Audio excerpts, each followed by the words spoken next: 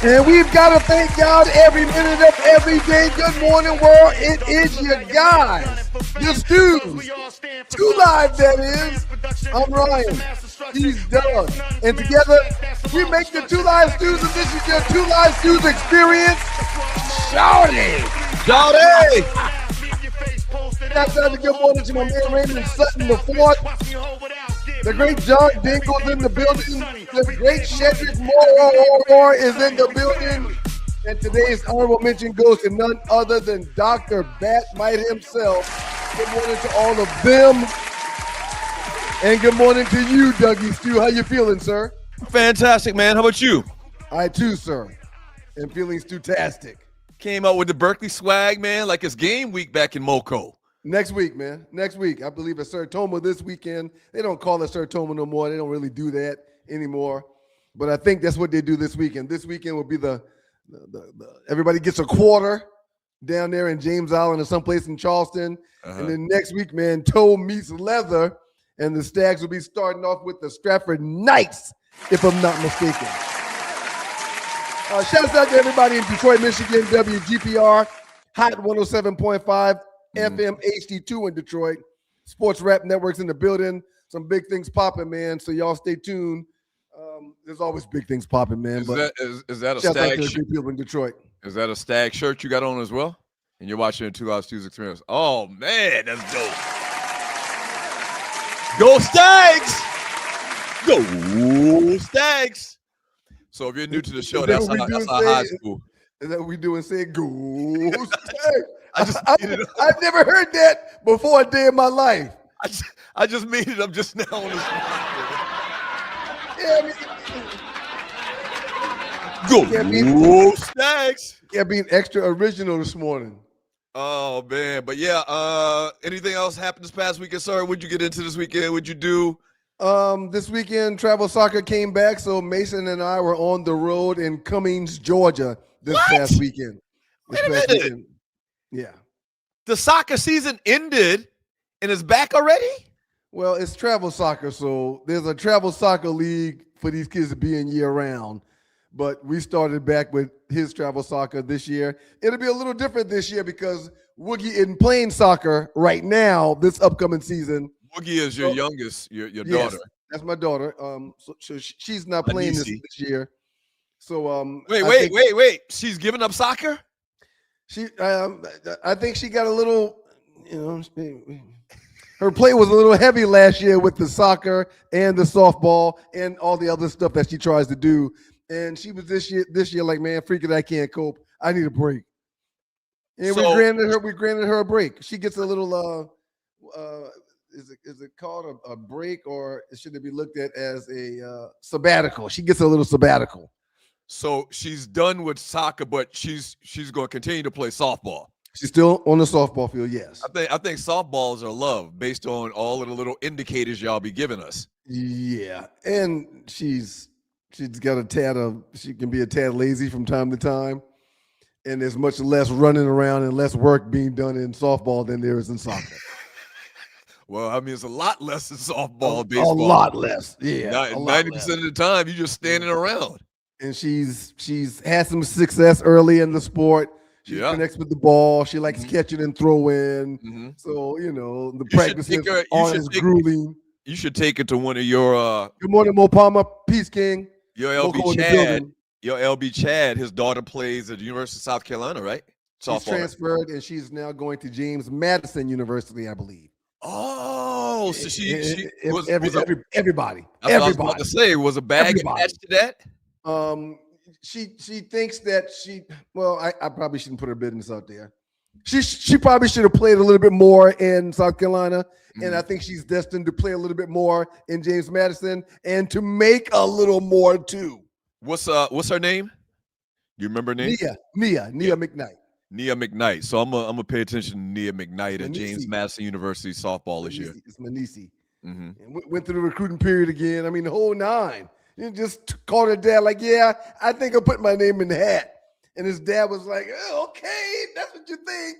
That's the way it is this day and time, man. It's all about getting in the portal and where you can get. It might not be the bag that a Heisman Trophy contenders getting, but it's a bag nonetheless. it's a bag nonetheless. It's a bag nonetheless. Yeah, she's getting.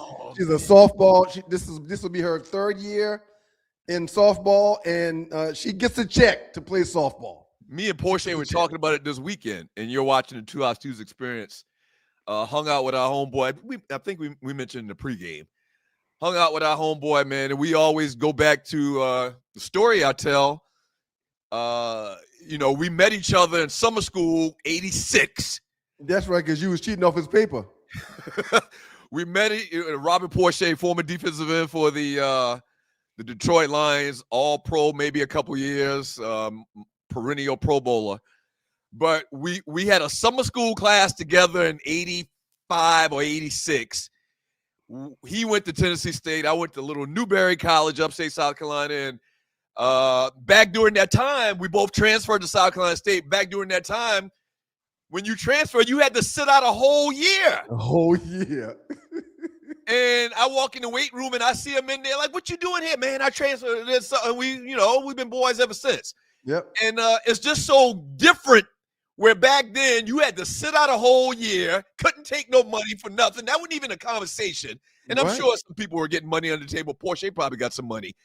But to go from that, having to sit out an entire year to not only can I switch schools, but I can switch 3 or 4 times and I can play immediately. I get paid. Kids don't understand. Yep, I get paid. I openly get paid. I ain't got to go through no church, through no pastor. I can accept as many $100 handshakes as I want. Wait, back up. What? You say that like Reverend Gibbs was in the conversations and the negotiations for you to go to certain schools. No. Rest in peace to our pastor growing up, Reverend Joe Gibbs. No, I wasn't trying to insinuate that Reverend Gibbs was taking $100 handshakes, but I'm just saying that the church, per Ed Ogeron, per Nick Saban, allegedly, the church was one way that a lot of players and their families were allowed to come up through the church. Yeah, that's a hustle. Right. Said school gave a donation to said church that was used for the building fund or for so-and-so, and it ultimately went to said kid and their family through the church, allegedly. Right. 2 things. Churches always got their hands out like cups, and the colonizers know that the church is a big, aspect of our lives. No question. Get good with the church, you get the player. That Right. makes sense to me. It's very easy. No question. Yeah. No question. So, man, but high school football, college football is back. Had preseason last week. We're going to talk a little bit. This is a perfect spot for me to get the breakdown of what we're going to do at today's show. Right before you do that, man, the Hall of Fame game was last Thursday, which was our last show, was last Thursday. So the game between the Carolina Panthers and the Arizona Cardinals was played on Thursday night after our show last Thursday. The damn preseason game was so phenomenal that Joe Ham and I jumped on Friday evening / night to do a 2 Lots Deuce pop-up. Well, it was phenomenal. It was phenomenal as far as preseason games go. I said this on the pop-up. It's the first time I've watched the entire Hall of Fame game in Canton from the start to finish. But y'all didn't feel like a preseason game. Y'all had a vested interest in it because of Haynes King, though. No question. Question. Yeah. But I'm pretty sure somebody in Armadillo, Texas ain't saying that was the greatest preseason game and went on and on about Haynes King. Fortunately for me, I'm not from Armadillo, Texas, and I'm on this platform. That's what makes the game important. Right. Yeah, what does Armadillo, Texas have to do? I don't even know why you would say such a stupid thing. Hey, so listen, like, share, and subscribe to the show. Haynes King in the building. Ball water, and shouts out to Haynes King in this piece. Last 48, the biggest memes in the 2 Live Stews Facebook chat group. Shouts out to our folk Pee Wee Shine. Go to Apple Music, Spotify Music, and search Pee Wee Shine, a.k.a. BMX, one of the greatest hip-hop artists to ever come out of the South. SOUF.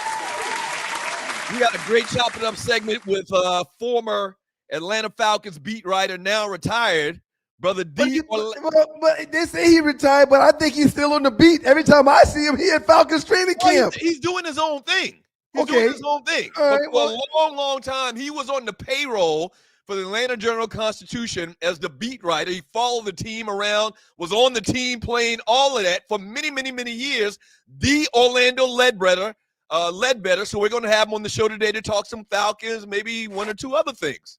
Yes, I'm looking forward to that. That should be really, really fun. And also, man, so these are some of the topics we're going to hit today.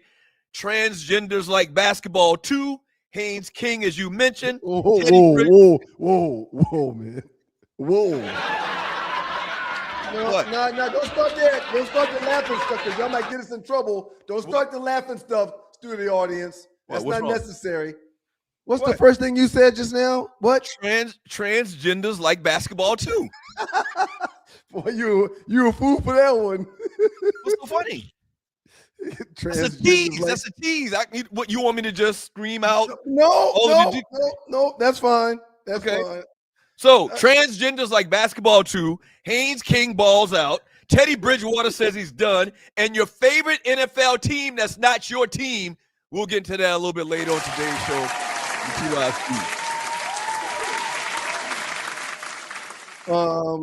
The fact that you even have a topic that comes up and says your favorite NFL team that's not your NFL team says a whole lot by itself.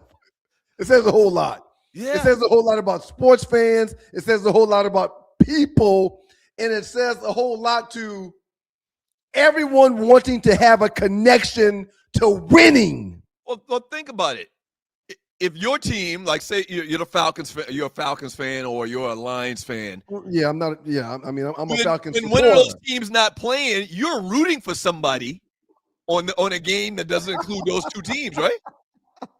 What happened? What's so funny? No, it's just the connection to sport. That's all. It's a beautiful thing. It's a beautiful thing what sport will make us do. That's all. Why you keep saying sport without an S?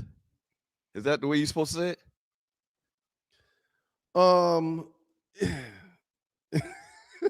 You've been doing that a lot lately, and I keep my team isn't balling right now. My team isn't playing, so let me just find a reason to attach myself to this team. Right, exactly, absolutely, exactly right. I love it. We want to find rooting interests.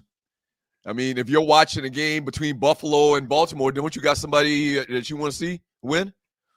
So that's kind of what topic number 4 is today, man. The answer to that question is no. Morgan asks me every time she sees me sitting down in front of the TV. Mm-hmm. Every time I'm watching the game, she'll look up at the TV and be like, oh, okay, Daddy, that's the Packers and that's Chicago. Okay, who do we want to win? Mm-hmm. And my answer to her is often, baby, I don't have a dog in this fight. It doesn't matter to me. And her response is always the same, but Dad, you've got to pick a team. So who do we want to win? So as I come in and out of the room, I can cheer for the team that we're picking in this game. You know what it comes down to for me, man? I'm rooting for the team that's got the black head coach. And if the black head coach conversation, because I don't think there is any black head coaches in the NFL right now. Are there? Oh, no, there is. The Tampa coach. Okay. And I wasn't even thinking about him. Yeah, the Tampa coach. Can't call his name right now, but we'll get it. And if they got a black quarterback. If it's two teams that I don't have a rooting interest for, I go down that list, and whoever checks up the first box, whether they have a black coach or a black quarterback, that's who I want to win that particular game. Even though I really don't care who wins the game because they're not my teams, but you get the point I'm trying to make. D'Amico Ryans in Houston, Todd Bowles, as you mentioned, in Tampa Bay, and of course now the New York Jets have Aaron Glenn. Not sure how much longer they'll have Aaron Glenn. Right. Really tough way to go about it last year. A lot of people wonder if he fundamentally has what it takes to be on the sideline, making all the decisions. But those are the 3 black head coaches right now: D'Amico Ryans, Todd Bowles, and Aaron Glenn. I'm always rooting for the brothers, obviously. And you're right. If Aaron Glenn and the New York Jets are playing, I don't care who else other than the Falcons, I'm rooting for the Jets because I want Aaron Glenn to be successful.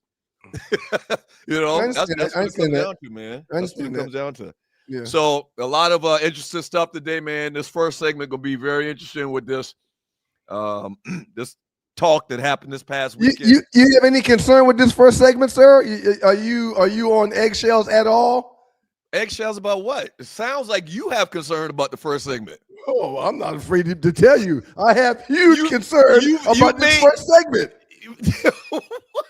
What's the concern? There's people that give topics like this a good strong 10 to 15 minutes, and then poof, they just disappear.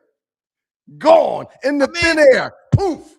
Well, I mean, just keep the conversation professional and talk about the details and the facts of the story. What was the tease? Transgenders want to play basketball too. Right. Poof. People just pop up and disappear all over the place. Why would we pop up and disappear? This is a major topic, a trending topic, not just in sports. It's really. I've talked about it 5 or 6 times over this past weekend. No question. You were in one or two of the threads that we discussed this topic over this past weekend for sure. Yeah. And, we're going to get into some of the details, and, I'm going to give you my thoughts. You give me your thoughts, and the WNBA players. And the great Tony Dorsett, straight from Dallas, Houston, Arlington, Texas is in the building. Peace, Tony. Good morning to you too, King. Thank you for being here. These folks don't scare me, man. I mean, what? As long as we don't say anything disrespectful, if you give opinions about something that's not disrespectful and not, insulting, I don't understand why we can't have a healthy conversation. Well, that's what we're going to do in the next segment. We're going to get into transgenders that like basketball too. Exactly. And I'm going to tell you what, these transgenders, they're going to go for about 80 a night. These transgenders, if they get selected, if this the smoke y'all want, okay. We'll talk about when we get back. If this the smoke y'all want, okay. We're bringing it. We'll talk about when we get back. All I know is you need to put everything you got that these particular guys go get 60 a night. They go average 60. And in the world of the NBA, they were fringe players, but transgenders want to play basketball too. We'll talk about it and discuss it up next in the doghouse with you guys, the Two Live Stews. Shouts out to you, WGPR, Hot 107.5, HD2 in Detroit. Two Live Stews will be right back. Y'all keep it locked. Boy, oh boy. Okay. All right. Let's get into it. Transgenders want to play basketball too. What up, folks? It's your boy, Doug Stewart, one half of the world famous Two Live Stews. Now, what I do in my daily life is I work in the financial services industry. In particular, I sell life insurance, okay? I do retirement planning, investing as well, but really I focus on life insurance. You need somebody that you can trust to sell you a life insurance policy, to get you the right life insurance policy. I'm your guy. Y'all know me from these streets. I'm somewhat of a public figure. I'm not going to do anything wrong to damage my reputation at all right? So if you need life insurance, your mama need life insurance, your kids need life insurance, holla at me. Holla at your boy, all right? 678-770-8073. That's 678-770-8073. I've been doing this thing a long, long time. I've hired, trained, and managed employees and agents in the life insurance industry. Holla at your boy. I got you covered. You good. 678-770-8073. I got you. I identify as sometimes identifying as a woman for purposes of basketball, professional basketball. So I'll be declaring for the WNBA draft in 2027 as well. Well, I mean, I think I'd be unstoppable, but I'm a team first guy. I'm a pass first kind of player. I do the little things. I led my team in all 5 major stat categories at Iowa State University. So I do a little bit of everything. I'll do whatever the coach needs me to do. I'll do whatever the girls need me to do. Mm-hmm. All kidding aside, what is the reason for your decision to declare for the WNBA draft? No, I think it's only fair. I see other great minds, other great athlete, political minds like Enes Kanter. Great minds think alike, and it's only fair that some of us get a shot to play in the Women's Association. I think I'd be a great fit. I still have low mileage as a player, and I got the natural fair skin and the nice thick eyelashes and whatnot. I haven't broken out my wigs yet, but I'm looking into some good ones.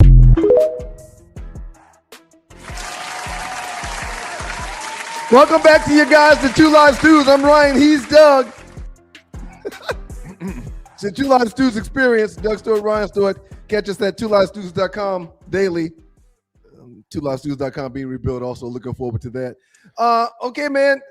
Please Set the stage. set the stage with this, and let's do what we're gonna do. Why are you stumbling all over yourself about this, man? You that feel was very uncomfortable about this, huh? That was the great Royce White, if I'm not mistaken. He's a 6'8", former first-round NBA draft pick. Out of Iowa State. Of course, White subsequently announced that he too intends to enter the 2027 WNBA draft, publicly declaring that he identifies as transgender. Let's go, man. I mean, we were talking about it all weekend. Also add to that Enes Kanter Freedom, 6'10", former NBA center who played 11 seasons for teams including Utah, OKC, New York. He was a Knick at one point in time. I remember Kanter being a Knick. Portland and Boston. He announced that he intends to enter the 2027 WNBA draft, saying his team viewed the league's eligibility rules and that he believes he qualifies. All right. Now, he's previously criticized transgender participation in women's sports, so his announcement is being widely interpreted as an attempt to expose what he sees as a contradiction in the rules. Something that hadn't been said over the weekend before you do what you're about to do. No, go ahead. I'll say what you're about to say. The fact that their base salaries have gone from $180,000 to a couple million has nothing to do with this, right? Mm-hmm. No, it doesn't. I don't think it does. It's much deeper than that. There isn't a play for them to say, "Oh, I could possibly hit a little payday because they're getting 7 figures now." But that's my whole point. This thing is a 100% publicity stunt, and I don't think people are getting that part of it. Now, if they have this big court decision or whatever, or the WNBA comes around and says, yeah, technically, since we allowed this to happen in the past, we can't say no to this now. Maybe they would go out there and make a spectacle of themselves, get 50 points a night, and make whatever this new salary is that they make in the WNBA. But the whole thing is a publicity stunt. It's not real. Publicity for what or for who when you make that open statement? Publicity stunt. It's the backdrop of a larger controversy that's already happening in the WNBA and in sports in general, but in particular, Indiana Fever guard Sophie Cunningham recently spoke publicly against transgenderism, women or transgenders, women playing in women's sports.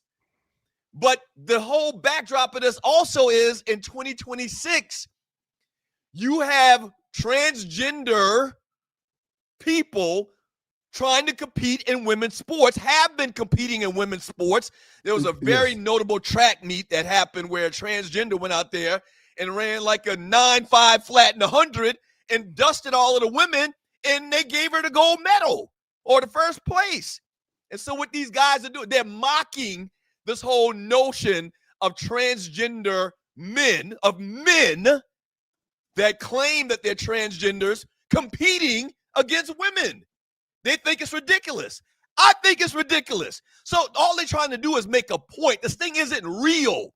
What he's saying right there is just fluff to kind of hype up the debate and the actual story that we're getting into. A.B. Hernandez, a student at Jurupa Valley High School, competed in a girls' track and field event, including a high jump, long jump, and a triple jump under California's eligibility rules. Hernandez's participation drew national attention, and protesters from all over came to stand up for said athletes that had to perform with and or against A.B. Hernandez. Mm-hmm. That's right. So it was a huge controversy, and there's been some other situations in a few other sports where, transgender athletes that wanted to perform in those sports. Mhm. Now, let me know if I'm wrong if I say something I shouldn't or if I step out of bounds. The WNBA is like on the record saying they would accept transgender athletes in their sport, correct? Yes. And Yeah. at the end of the day, because of what's now being said by these two players that we just talked about, Enos Cantor Freedom and Royce White, all we're trying to say is y'all don't want that smoke. And I think we can say that. I think we can say, without the shadow of a doubt, this is not something that the WNBA really wants to entertain with allowing self-proclaimed transgender player Royce White and Enos Cantor Freedom, who's also now saying he's transgender, to be able to come and play in your league. So right. And two things. It's very important that they use the word identify. Identify. Because in 2026, all you got to do is identify in 2026. All you got to do is say, I, this is who I am. This is what I am, and it has to be accepted. Your word is bond. Right. So let's dive a little bit deeper into that. And you're watching the 2 Hour Stews Experience. We have seen time after time after time somebody say, a man will say, "I'm a woman," and I will find it very nice if you address me as a woman going forward.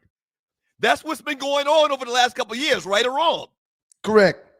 Okay. So and I know a few educators that have been forced to right. You remember accept, this whole have been forced to accept an alleged boy saying, "I'm not a boy, I'm actually a girl." Right. Let's be very succinct in this. Okay. All right.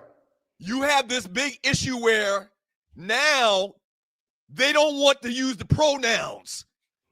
They're offended if a man that's saying he's transgender says, don't address me as he or him or nothing like that. And if you do that, then you're the bad guy. Right. You've done something wrong. You've done something politically incorrect in Yes. 2026. Yep.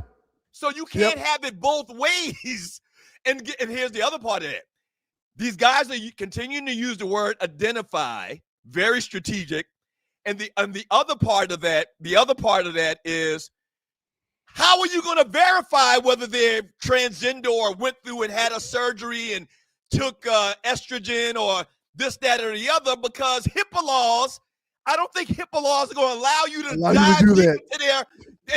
into their mental and health. What a freaking mess!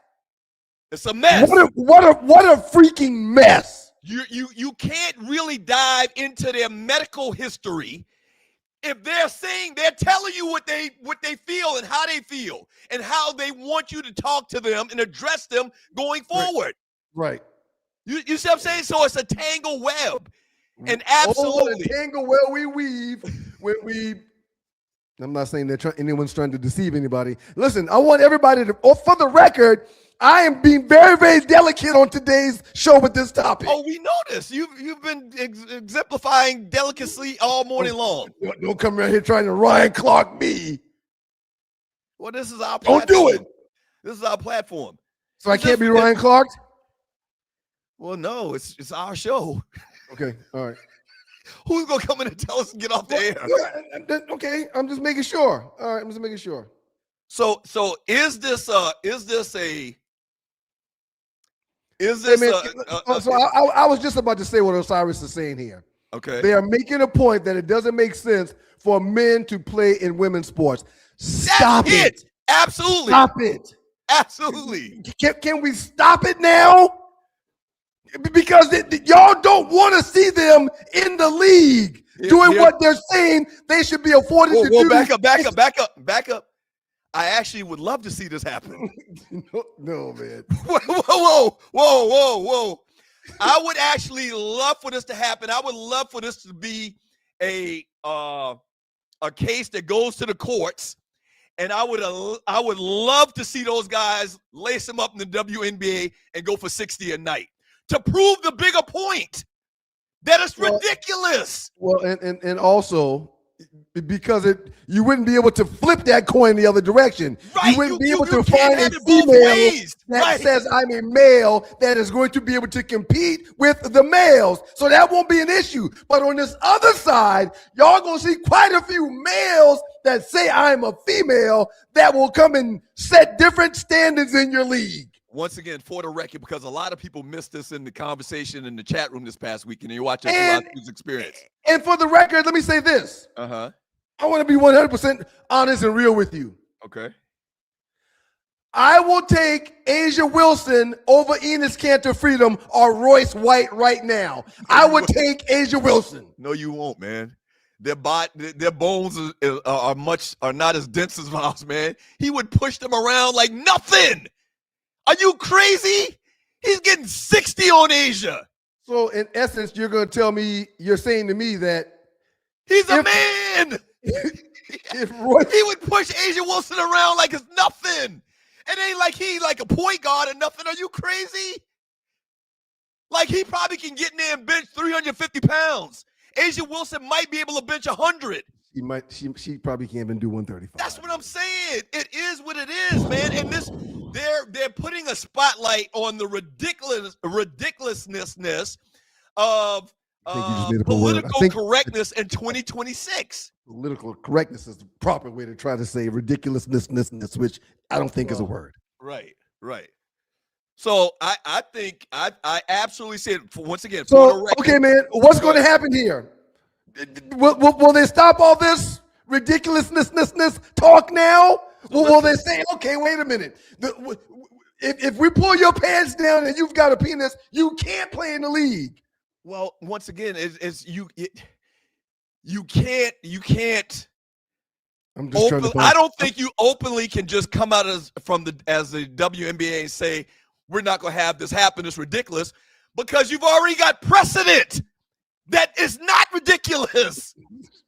It's ridiculous. We know they're making a mockery out of the whole conversation, the whole storyline. We know that.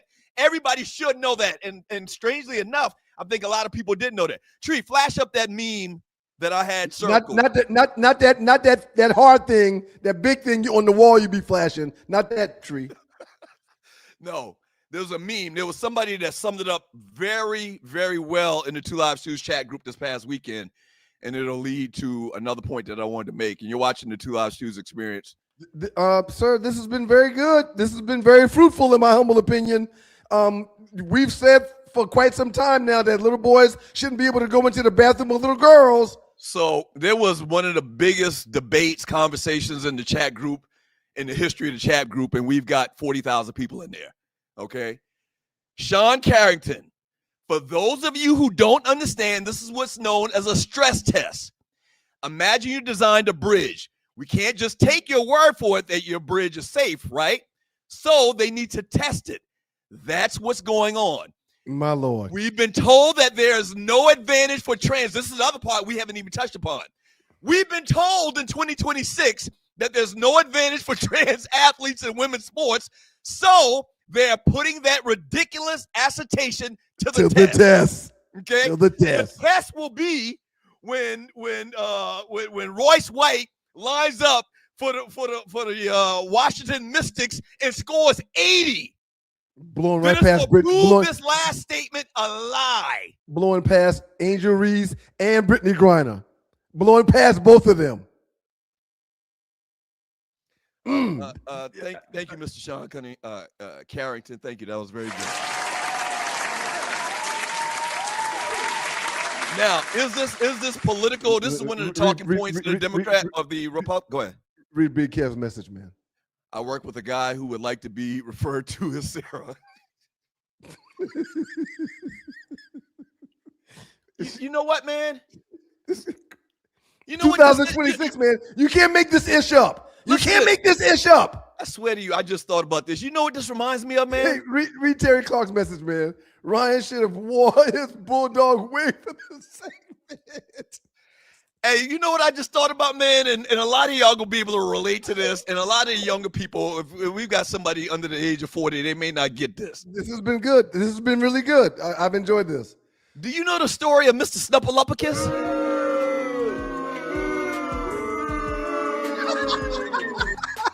No, serious. I'm serious right now. I'm trying to make a point. From Sesame Street, man? Do you remember Mr. Snuffleupagus? I remember Mr. Snuffleupagus, sir. You do know that it was make-believe, right, to Big Bird. Right. He was only real to Big Bird. He was only real to Big Bird. Right. And I didn't realize this till I was in my 40s. Nobody else saw him, just Big Bird, man. I came across the story. So long story short, Mr. Snuffleupagus was like this elephant furry thing, and it was imaginary, but Big Bird saw him. And all of the kids in the neighborhood on Sesame Street kept talking to Big Bird like, Big Bird, who are you talking to? Right. And Big Bird's like, Mr. Snuffleupagus, you don't see him right here? There's And all of the kids would say, There's an elephant in the room. Big Bird was, Brilliant. the kids were like, Big Bird's crazy. Big Brilliant. Bird is nuts. Sesame Street was before its in time. 2026, Yeah. you got dudes saying, I'm a woman, and we're supposed to believe you and agree. And we're supposed to play along with this imagination game. Or you got little boys that say, I'm a girl, I get to go in that bathroom. And they've got to say, okay, go ahead. But you're not a girl, but go ahead. No, I identify as a girl. Not a girl. Yes, I am. I'm a girl. You have an Adam's apple. You have a schlong. I've never seen your schlong, but I'm sure you have a schlong. Yep. This has been very fruitful. And if you call me him one more time, I'm gonna call the press on you. Look on the screen, Doug. You might not be looking at the screen. Oh, damn, I mentioned schlongs. If you mention Sloan, it's gonna pop up. Up next in the Doghouse with you guys, the Two Live Stews. We're gonna get into story number 2, and it goes back to the Hall of Fame game this past Thursday night. Something that made Joe and I hop on the platform and do a show. The great Haynes King did what the great Haynes King does. Slow down, pump your brakes a little bit now. No, I'm not pumping my brakes. I'm not. We'll talk about it up next. Yeah, man, we've been trying to figure out ways to talk about this for months, man. And we just did it for a whole segment. A whole segment. I don't see any big hairy elephant, Big Bird. But I'm a woman now. Right. But what about that Adam's apple and Yeah. If y'all deny me, I'm gonna sue y'all for everything y'all worth if y'all deny me access to this league. they're putting it to a stress test. They're gonna Look at put this cat, all man. of this talk to a stress test. Look at this cat. I'm a woman. Oh, God.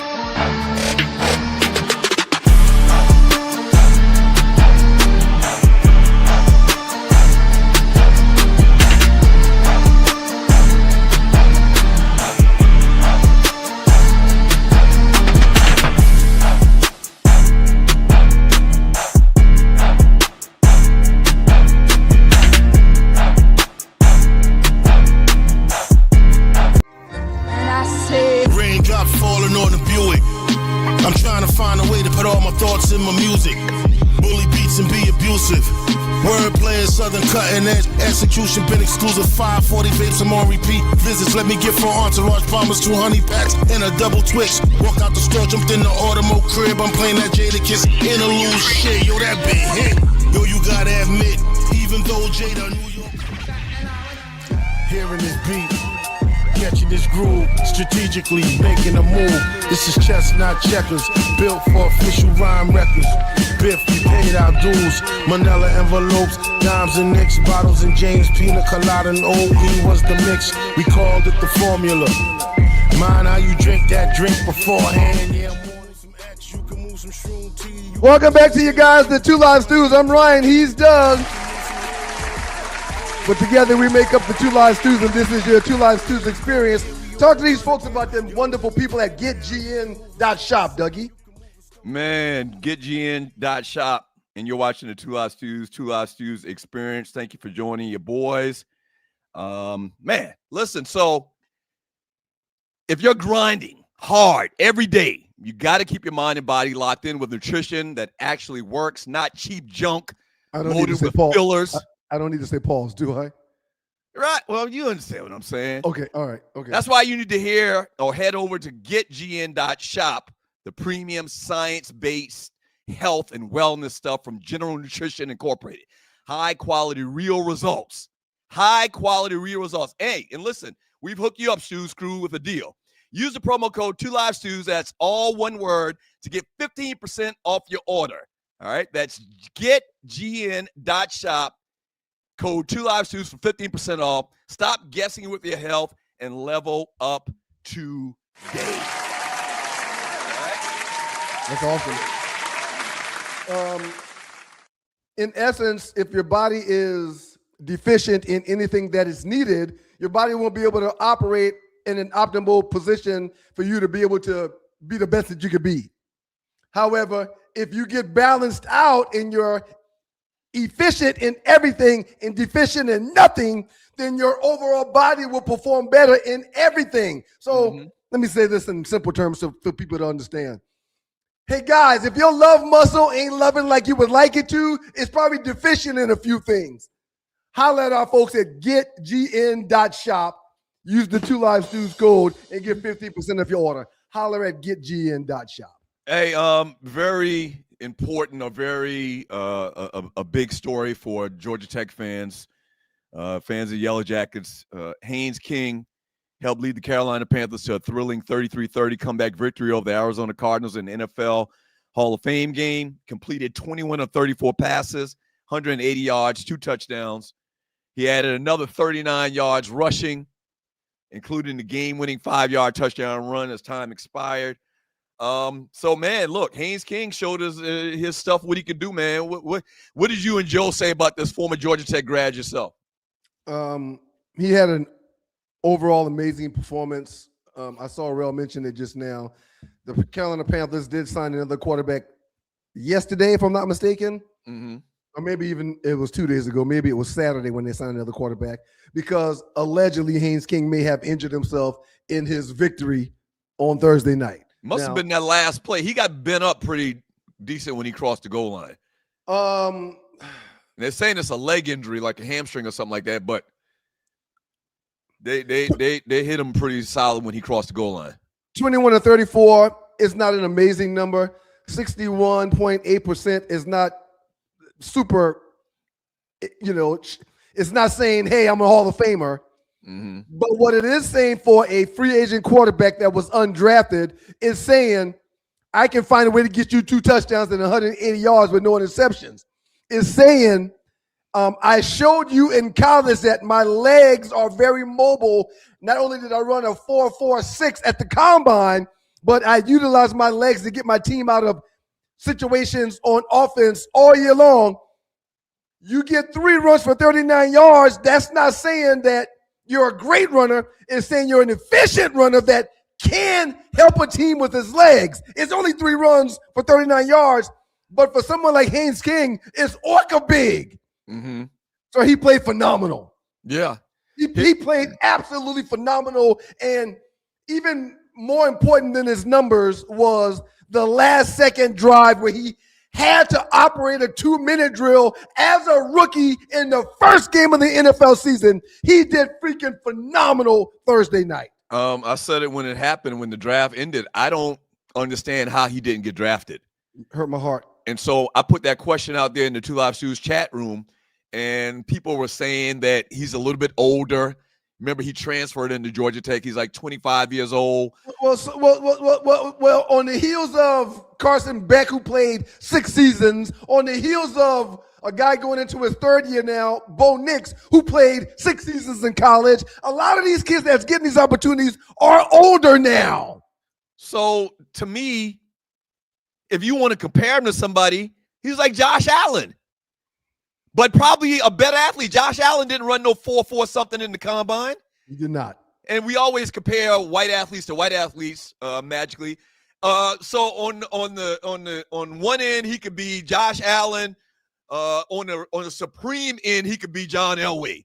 John Elway had great athleticism too, but he was even John Elway wasn't a 4.4, 4.49 guy running a 40-yard dash. Well, and I again, never understood why he didn't get drafted. Haynes King is a 4.6 guy 4.46, 4.46, not 4.49, because you just look at that 4.49 and say 4.5. But if he ran a 4.46, that's legit. okay. And yes, he's an older rookie as he's 25 years old. He spent some time at Texas A&M prior to finding a home in Atlanta at Georgia Tech. Mm-hmm. So he is a tad older. But again, that's something we're seeing from the Mendozas of the world, the Carson Becks of the world, the Bo Nixes of the world, who've been blessed to transfer 2 or 3 times, playing 2 or 3 different places and have success. Antonio Cunningham, my assistant, AI, says scouts question whether he possesses elite NFL arm strength for a full-time starting quarterback. All right, okay. King relied heavily on his athleticism and mobility in college, leading some evaluators to question how well his game would translate against the NFL defenses. Doug, please Lamar stop. Jackson, Michael Vick, Donovan McNabb. Okay. MCA 1800. Doug is not saying Haynes King is in the realm of a Josh Allen. He's saying Haynes King is faster than Josh Allen. That's all he's saying with that comment. But not only that, Josh Allen played at what? Iowa, Idaho or something like that? Haynes King has performed in a Power 4 conference in the ACC. Josh Allen came from, somebody will tell me where Josh Allen played at, one of those Mountain West schools. So what I'm saying is athleticism-wise, Haynes King is a better athlete than Josh Allen. He can throw the football. They're also saying his early career at Texas A&M was. Before you said better athlete than Josh Allen, I thought you were saying he was just faster than Josh Allen, who went to University of Wyoming. But I thought you were saying he was just faster than. You're not saying he's a better athlete. You're just saying when you put the clock on him, he's faster, right? I can't definitively say if somebody's a better athlete than another person or not. How do we test athleticism? The 40. And I'm pretty sure if he ran a faster 40 than Josh Allen, he probably did a faster cone drill than Josh Allen as well. And I'm on your side. But I'm not trying to debunk what you're saying, but I do think that the 40 is not testing your athleticism; it's testing your speed. No, we need to find what he did his cone drill in, and we can compare it in. That's better. Well, that's also something that's testing quickness and overall. So what do you judge athleticism on then? Well, the combine just did in 40s and cone drills. It's agility drills. It's workouts. No, but the agility drill is the cone drill. Go ahead. No, you tell me. Go ahead. One of the tests for speed is the cone drill and the 5-10-5 shuttle and the 40 and the vertical jump. And listen, you actually participated in the combine, right? But yeah, You're telling me that the cone drill is not the specific test they use for quickness? No. See, I don't want to do this. But there's things that they use to test your speed and your quickness. 40-yard dash speed, 5-10-5 shuttle, 5-10-15. That's testing your quickness. But when it comes to your athleticism, they're putting you through DB drills, quarterback drills, ropes, running over cones, through cones. Mm-hmm. There's different things that's testing your athleticism versus testing for speed and or quickness. Okay. I said it when the draft happened. I don't understand why he didn't get drafted. He reminds me, he does all of the things of the quarterbacks that I love in the NFL, like Michael Vick, Cam Newton, Lamar Jackson. He does those things, and it's not just straight speed. He has some quickness. I watched him play several times over the last 2 years. And the guy has quickness. The guy has athletic ability. I like those types of quarterbacks. I don't understand why he didn't get drafted at least. I said I thought he would be a 3rd to a 5th round pick in the National Football League. And, of course, he wasn't drafted at all. And for the record, we're not saying that Haynes King is better than Josh Allen. I never said that. We're not saying you can compare him to John Elway. No. We're just saying that overall speed-wise, you guys look at John Elway and Josh Allen as super, ultra athletic players, and Haynes King was faster than both of them. Mm-hmm. So we're not putting him in that class. We're just putting him in a class higher than those individuals when it comes to speed. Mm-hmm. I'm reading in the chat, man. I just want to make sure people not interpreting what we're saying and making it something else. That's all. But yes, I thought he would be drafted too. And after seeing his game 1 preseason game where he played a significant amount of minutes, I think he's a guy that will be a journeyman in this league and would be given 1 or 2 opportunities to show teams that he could be their guy. Yeah, I mean, it's not that big of a deal. He's 3rd string on the depth chart. It's not really that big of a deal. I guess it's an interesting story to talk about because we're in Atlanta and he played at Georgia Tech. It's kind of interesting. He made a big statement in the game the other night, brought his team back from victory, scored a game-winning touchdown at the end. It was the first game of the season. It was the Hall of Fame game. So kind of interesting to talk about. Can I be a big pro real quick? Go ahead. Show that I'm somewhat of an adult sometimes. Mm-hmm. Shouts out in the Baller Award to the loser in that game, also Carson Beck. He went 15 for 19, 188 yards with another passing TD. So shouts out to Carson Beck, who stepped in his first preseason game as a pro. I believe he was drafted in the 3rd round by the Cardinals. He played phenomenal as well. Mm-hmm. Guys that competed against each other in college when Beck was in Georgia and Haynes King was still on the flats at Georgia Tech, they competed against each other. As a matter of fact, it was those two guys that Miami probably. Well, that's true Miami too. Last year. Yeah, that's true too. Yeah, Mm-hmm. The 8 overtime game that took place not last Thanksgiving, but the Thanksgiving before last between Georgia and Georgia Tech. These were the 2 quarterbacks, Haynes King and Carson Beck. And both of them had phenomenal starts in their professional career in preseason game number 1. You said it at the very beginning. You're watching the 2 Live Shoes experience. You said at the very beginning, man, that was one of the most interesting. I've never and watched most people probably didn't watch it till the end. I've never watched it from start to finish. And yes, I had a vested interest in the quarterback that played for Carolina and the guy in Arizona, but it was a very good game that was competitive and didn't feel like a preseason game to me. Hey, man, does Colorado come to Atlanta to play Tech, or Tech goes out there? Tech went out there last year. This is a home and home, so Colorado comes to us. Oh, that's right. So I'm thinking about we were trying to plan a trip to Colorado last year. Correct. So this year they come to Atlanta. Oh, I can't. That's going to be hype. I It's think I might hype. go down there and tailgate. All right, well, I mean. A Monday, a Saturday night game? Is it Saturday night or is it Thursday night? Is it Saturday night or is it a Monday game? No, I think it might be. No, it's definitely not Monday. I'm thinking Thursday. They play those Tech games at Bobby Dodd usually on Thursday night, and we can find out real quick. But that's going to be a nice little scene. Colorado, Deion coming back to Atlanta, Falcons fans, and prime time and controversy around the Colorado Buffaloes. What day? It's Thursday. It's a Thursday night game, September 3rd. Yes, yeah. It's a college kickoff, I believe. It's the first. It'll be the first. It's the first college football game that's going to be televised this year, September 3rd, Georgia Tech versus Colorado. You remember when Deion had started doing good at Jackson State, there was all these rumors about where he was going to leave. Right. Because word got out that he was going to leave and take a bigger job and a bigger bag. Right. And Georgia Tech was one of the schools they were talking about because it made sense. They were. Because of his influence on That's right. sports here in the city, and that would have been a good fit in inner city black kids. He could get to come to Tech and that type of stuff. But we went a different direction and signed one of our own, Brent Key, who has done a phenomenal job.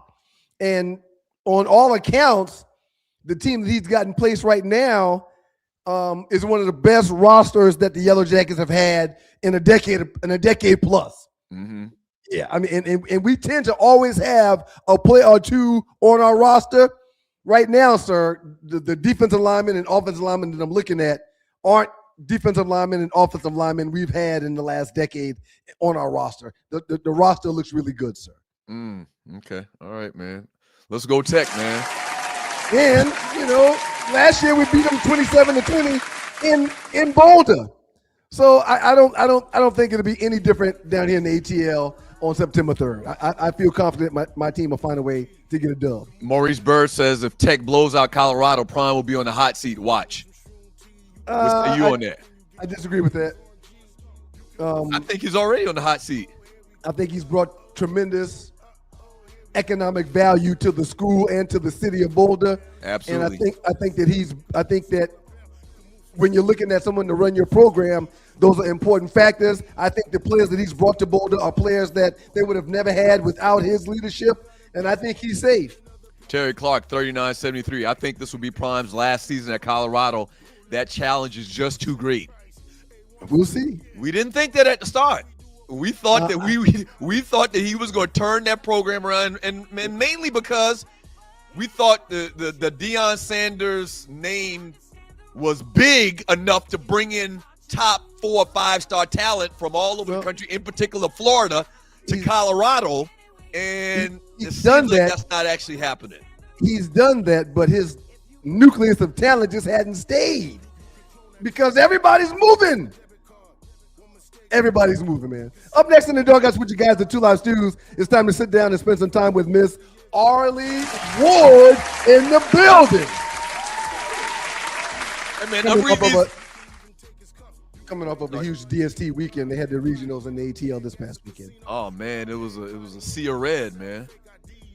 It was a sea of red. I went downtown a couple of times. Oh, I went to the party Friday night, but it was a sea of red all over the place, man. Deltas invaded the city. That's I want awesome. to hear how Ollie's weekend was.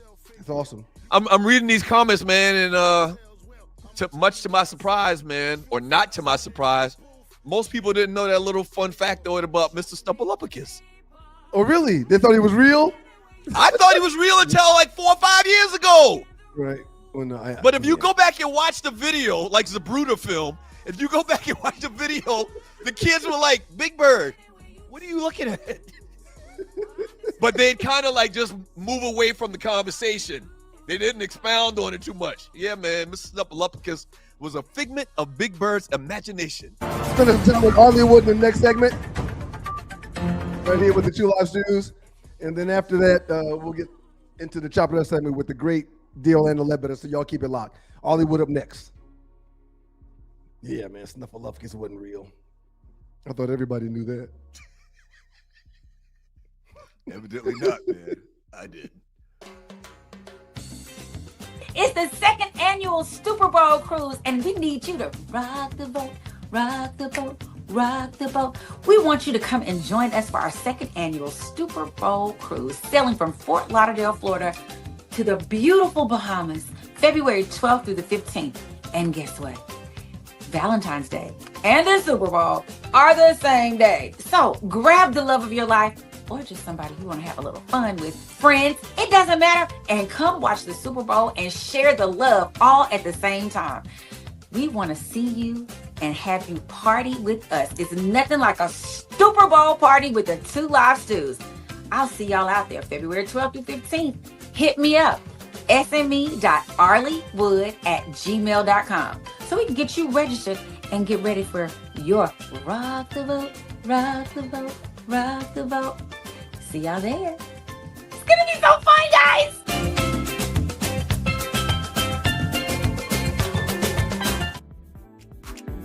Welcome back to you guys, the Two Live Stews. I'm Ryan, he's Doug, and in the middle is Hollywood in the building. What up, though, Ollie? It's Arleywood. Good That's morning, right. Arlie. That's right. Good morning, Hollywood. Big Delta on your hat. Woo! It was such a great one. I got a little dance. Hold on.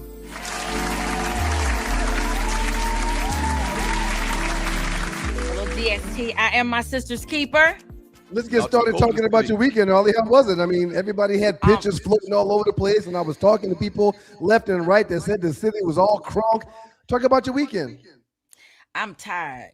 I need the conference to be in somebody else's city. It does not need to be here. I'm so tired.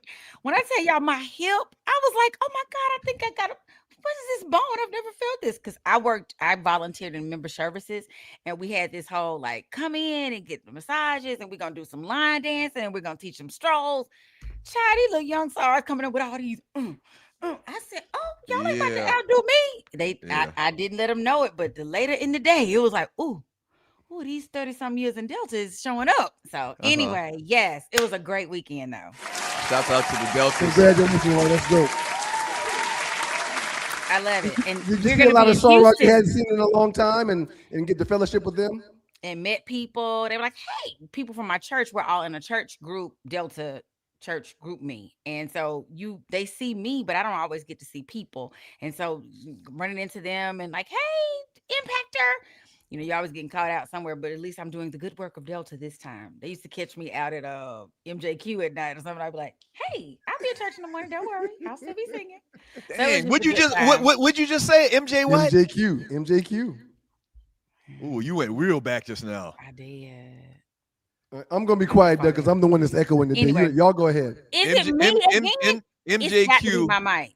MJQ is a, for lack of the best way to describe it, is an underground nightclub that really was underground. Yep. It was kind of weird, vampires and stuff. It gave me the sense of vampires, but that's not still around, right?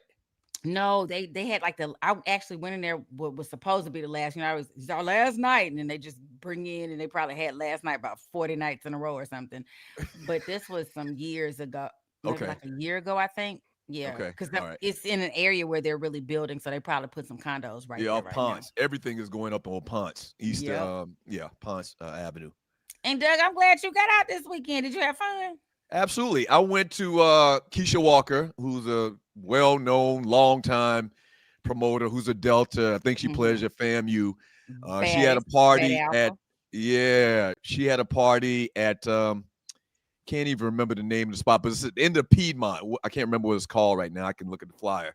Oh, but then at the end of Piedmont Park, that is called Park Tavern.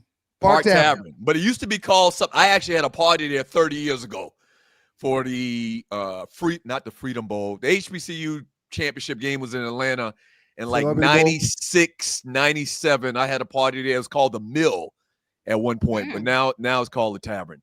And it was a great turnout. That's when me and Portia hung out at. Oh, looking now, Doug. I did not know Doug was a big party thrower like that. That must have been my married years. And you should have called me when I had gotten divorced, child. I would have been in these streets. You would have been out there? Child, when I did get loose, my daddy was like, let me tell you something. What you're not about to do. We ain't gonna tell no stories. That'll be a part of the stories. I'm gonna put an addendum in y'all's book, the Arley Chronicles. Anywho, it's so good to be here with you two lovely, delightful gentlemen. Before we get anywhere else, I want to talk about the cruise. The cruise. To you. Happy birthday to you. And you Happy birthday. And you echoing. Thank you. And it must be because y'all not echoing until I get on here. I know. It's definitely something going on with your setup. But it's okay. Don't worry about it. Fix this. Let me tell y'all what's funny. You're on mute. You muted your mic by accident, Ollie. Let me see if I can unmute you. All right. Let her do it. And you're watching the Two Lost Stews Experience. Unmute me. Did I unmute? There you go. You good. You good.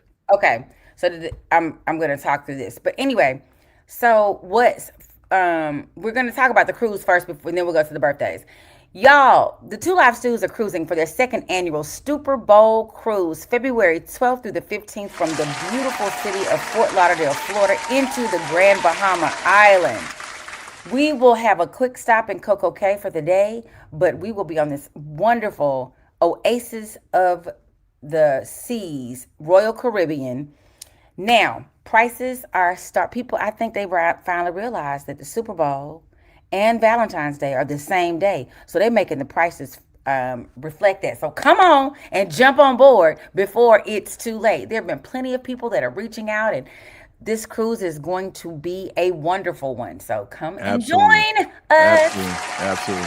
I laughed so hard at myself because the commercial, I don't know why I'm so loud. I'm like, guys, I was like, oh, I am loud. Whatever you did with your earbuds, I think it worked. I think Ryan didn't hollow. It sounds fine. Yeah. Oh, okay. It has something to do with my mic. Yeah. It's something to do with my mic. I'm very Awesome. sad. I'm gonna have to go read some instructions. Thank you for finding that, Ollie. It's working now. Hey, I try my best to be a problem solver. I'm like what's her name, Olivia Pope. Right. It's handled. So, as Ryan so wonderfully did for us, he sang us a happy birthday song, and that was thank you, Ryan. We appreciate that. You're welcome. We want to send a happy birthday to, and there was somebody in the chat that had a birthday today. It was their 54th birthday. So, happy birthday. I can't remember who it was, but happy 54th Post it birthday. again. If you're in the chat still, post it again. Yes, we love to see it. We want to sing happy birthday to all the stews and stewettes, the dogs and poodles, the stew nation out there, anniversaries, happy birthdays.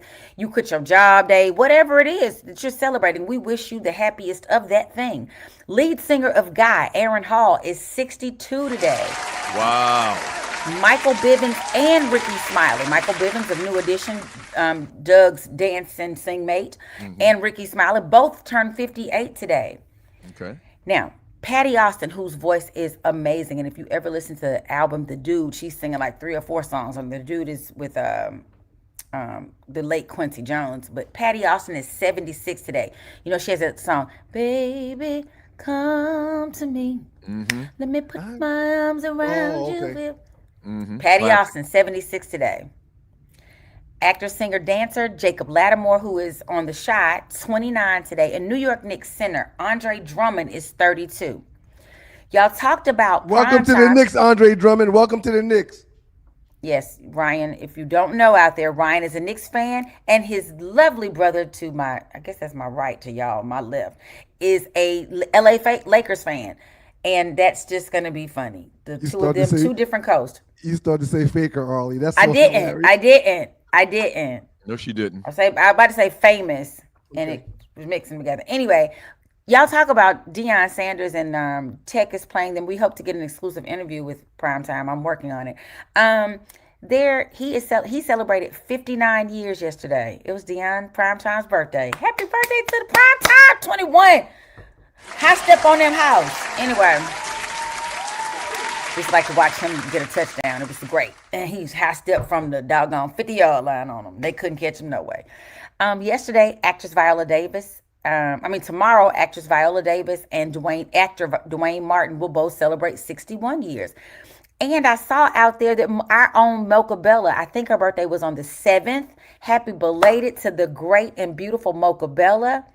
And we think Ryan's daughter, I heard it in the morning meeting. Ryan, is Morgan celebrating a birthday today? Tomorrow. She turns 11 years old, headed to middle school on Wednesday. So yes, tomorrow's the big day. Oh my God, 11 is it's one of those numbers. It's a really good number, 11. I know you're crying because you were just telling the story of her birth on Thursday's show and how you had to leave somebody's wedding and you were kissing your mom on the cheek and you were driving off into the sunset. Yep. Mama's turning 11 tomorrow. How y'all celebrate? She gets to do whatever she wants, like she does every day. That's every day. So every day is her birthday. I was about to say, what's the difference? She's the best. Thank you very much, Dr. Batmite. We appreciate you. Happy early birthday to Morgan, who's leaving the first year of double digits and going into the second year of double digits. Oh boy, that's awesome. I know. And I want to send a shout out. I was walking getting my Delta on the train, and I ran into longtime listener Brian Strickland. He was like, "Hey, Arlie," and I was like, "Hey," and he said, "You don't know me. I've been watching the Two Live Stews forever." And oh my God, he was headed down there for Invest Fest, which was this weekend. He was going to pick up his VIP tickets. So shout out to Brian Strickland, who was nice enough to speak. And other listener at church reached out to me. He was like, "I just be feeling so bad for you. You always having some technology issue." And I was like, "I know." And I said, "Y'all think that Doug ain't mad for real? He be mad. I get text messages about what I need to go get." So he was like, "Yeah, I can tell he be mad for real." Shout out to Vincent Payne. No, he said we got his fly. He is fly K.A. Psi. But he got K-A-Y in it, so because he's a Kappa. But it's Fly K-A Psi. Shout out to you, Vincent Payne and Brian Strickland. Thanks for speaking to me this weekend. Now, first up, I want y'all to watch this video, and then I want y'all to tell me how far we have gone. This is who Doug gonna be in a little while. Mm-hmm.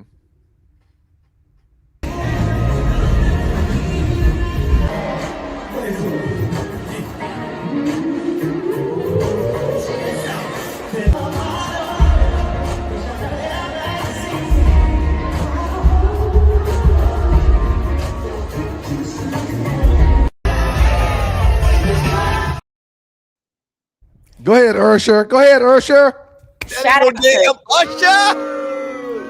See, this is what's happening. Show the video again one more time, Tree. And to the right, if you look at the guy in the picture to the far right, when you're facing the screen, that ain't no damn Usher. Show it again. You see what I'm talking about? The Y'all picture. people kill me. Oh my God. That guy. Look to the right. Look at.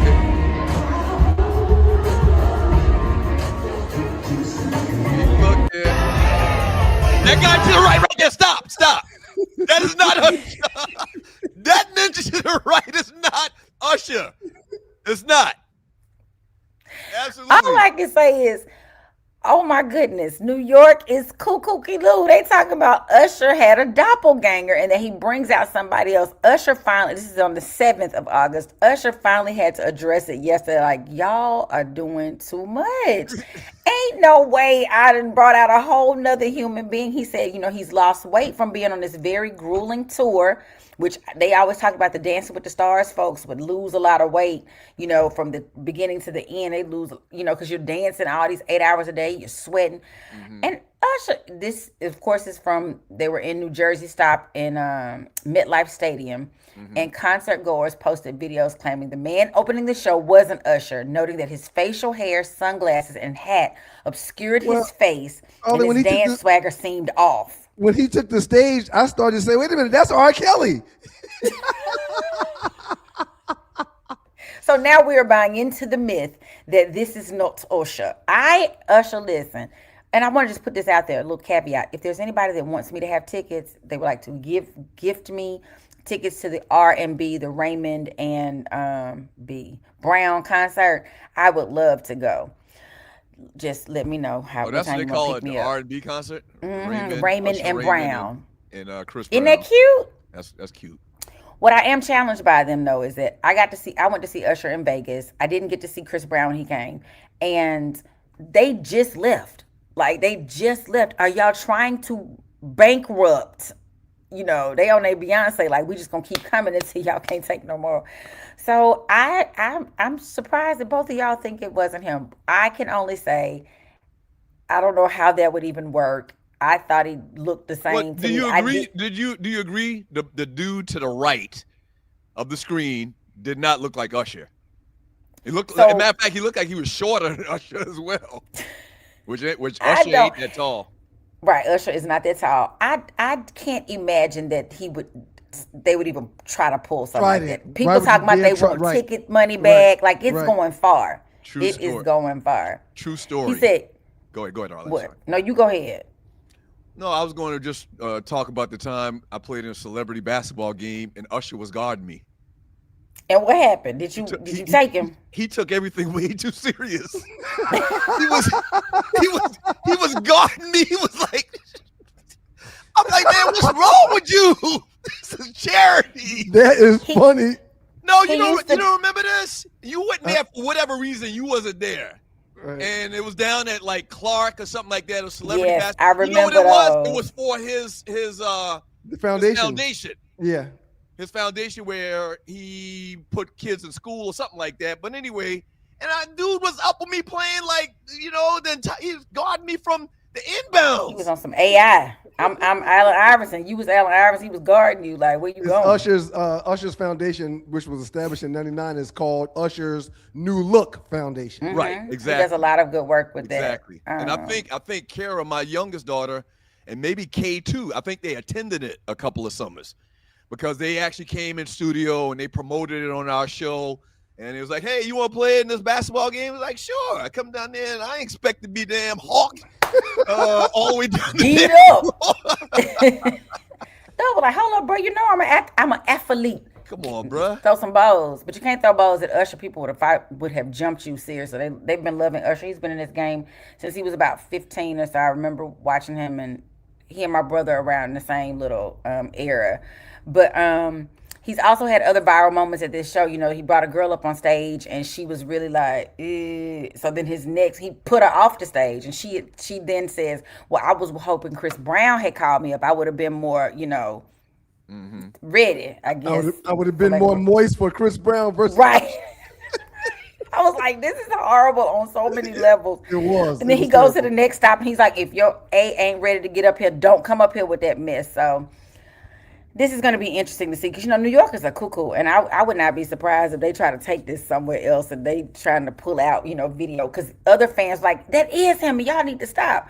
So it's going to be interesting to see how far this goes. You think it's one thing, but with the rise of the internet and how quickly things can go viral. Dude had his hat all tilted and all up on his face and stuff, not to expose too much face. Yeah, I agree 100%.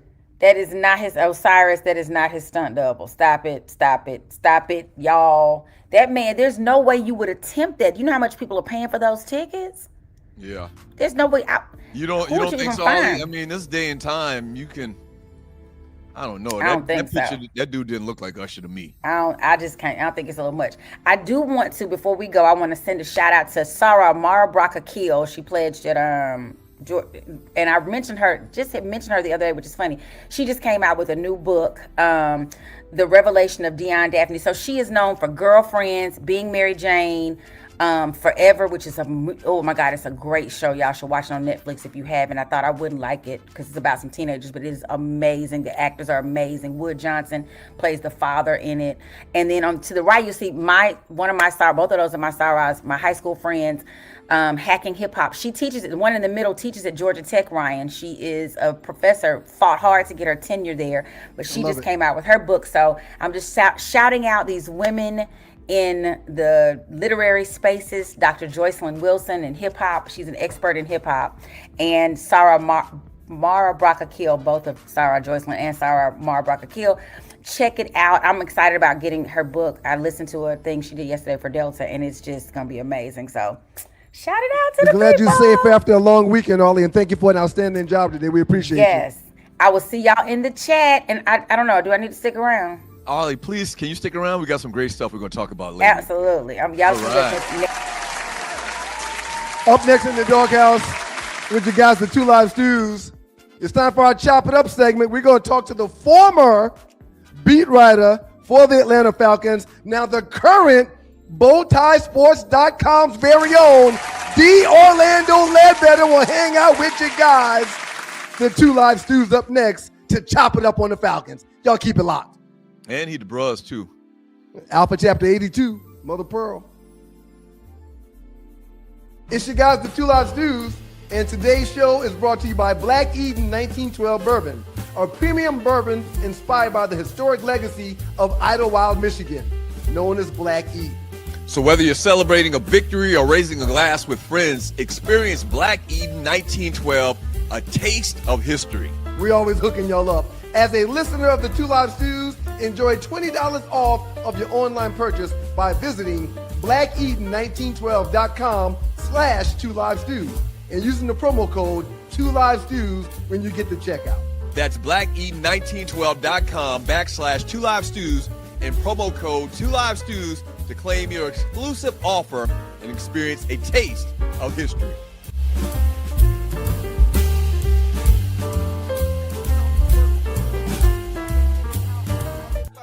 Welcome back to you guys, the Two Live Stews. I'm Ryan, he's Doug. Together we make up the Two Live Stews, and this is your Two Live Stews experience. All right, man. I don't want to waste any time with this next guest. We got a very special guest for y'all this morning, y'all. When you talk about the Atlanta Falcons football team, there aren't many people who have had a closer seat to the franchise than our next guest. For years, he was one of the most recognizable and respected voices covering the Atlanta Falcons, taking us inside the locker room, inside the organization, and giving Falcons fans the information they needed to know. He's covered the highs, the lows, the coaching changes, the quarterback changes, the draft picks, the playoff runs, and everything in between. And with another Falcon season right around the corner, there's nobody better to help us figure out exactly where this football team stands. So this morning, we're going to talk quarterbacks, Bijan Robinson. We're going to talk about their defense. We're going to talk about the expectations for this season. And most importantly, It's the final year. The Atlanta Falcons get to turn this thing around. Will it happen this year? We're happy to have 82 from Alpha Chapter hanging out with the Two Live Stews. Brother D. Orlando Ledbetter in the building. So Ledbetter, how you doing, man? Hey, I'm doing great this morning. Thanks for having me on the show. Yeah, we appreciate you, bro. Listen, man, we're going to get straight into it. Love the tie, bro. Love the tie. Thank you. I represent for the Two Live Stews. Bowtie Sports is where you can find his latest works, guys. Bro, you've covered this organization through a lot of different coaches and front offices. When you look at Stefanski and Ian Cunningham in the beginning of their era, does this actually feel different, or should Falcons fans pump the brakes on some of the things that they're expecting to come out of this season? Well, it's a reset. It's a reset after 8 years of not winning. They had to pivot into a new direction. They're still looking for Matt Ryan's replacement. You got to have the coach and the quarterback. And so they keep juggling the coach and the quarterback. So they're hoping to get some stability at those two main spots moving forward while they have assembled a lot of things around those two key pieces. Well, bro, since you brought the two pieces up, that's, you know, the elephant in the room, as we've been talking about elephants in rooms all morning. Let's talk about the quarterback situation. We're hearing that Penix Jr. is still injured. It isn't full go yet. We're hearing that Tua's back is tightening up. He hadn't been able to perform like he would have liked to perform in camp. What is the Falcons quarterback situation, bro? Yeah, that's it. Penix is 9 months out from the surgery is August 25th. So the earliest he could come back is August 25th medically, according to the doctors we talked to when the surgery happened. So I wasn't expecting, if he gets back on the 25th, then he's got to the 13th to get ready to play. Now, he said he's going to be ready by week 1. That's what he kept saying throughout the whole summer. You know, I talked to him at the Super Bowl. I talked to him at the Senior Bowl before that, even in the offseason when we went down to his camp. I had Pat Yusinkas down there, and it was always the first week. But he hasn't been able to compete for the job. So until he's cleared, Tua's the quarterback. And Tua's been banged up with the back. He's had 2 back-to-back practices, getting ready to head out there for today's practice. Got to be out there by noon today. And we want to see and put our eyes on him, see if he can keep practicing. Because that was the issue last year in Miami, was he was hurt, couldn't get the ball down the field. And, it was so bad that they ate a lot of his contract money. But the Falcons are hopeful that he can return to his 2024 or his Pro Bowl years early in his career and not run into people. That's basically where they're at the quarterback situation. And then if all that goes bad, you got Cooper Rush. Exactly. Yeah. Okay, that's another conversation. Talking to D. Orlando Ledbetter with the Two Live Stews, longtime beat writer for the Atlanta Falcons. All right, so bad news last week. Jalen Walker out for the season. Mm-hmm. That's absolutely huge. What does the Falcons pass rush come now? Or where does the pass rush come from now? And can this defense be good enough to win the NFC South without him? That's going to be tough, but they do have some options there. It's not like the cupboard is bare. Azeez Ojulari, who flashed early in his career with the Giants, they think that that's still in there. So they got to pull that out. He'll get a shot over there. Cameron Thomas is a sturdy guy, a pro from played with Coach Stefanski in Cleveland. Not a real big sack guy, but a sturdy guy that you can go play with, especially on rundowns.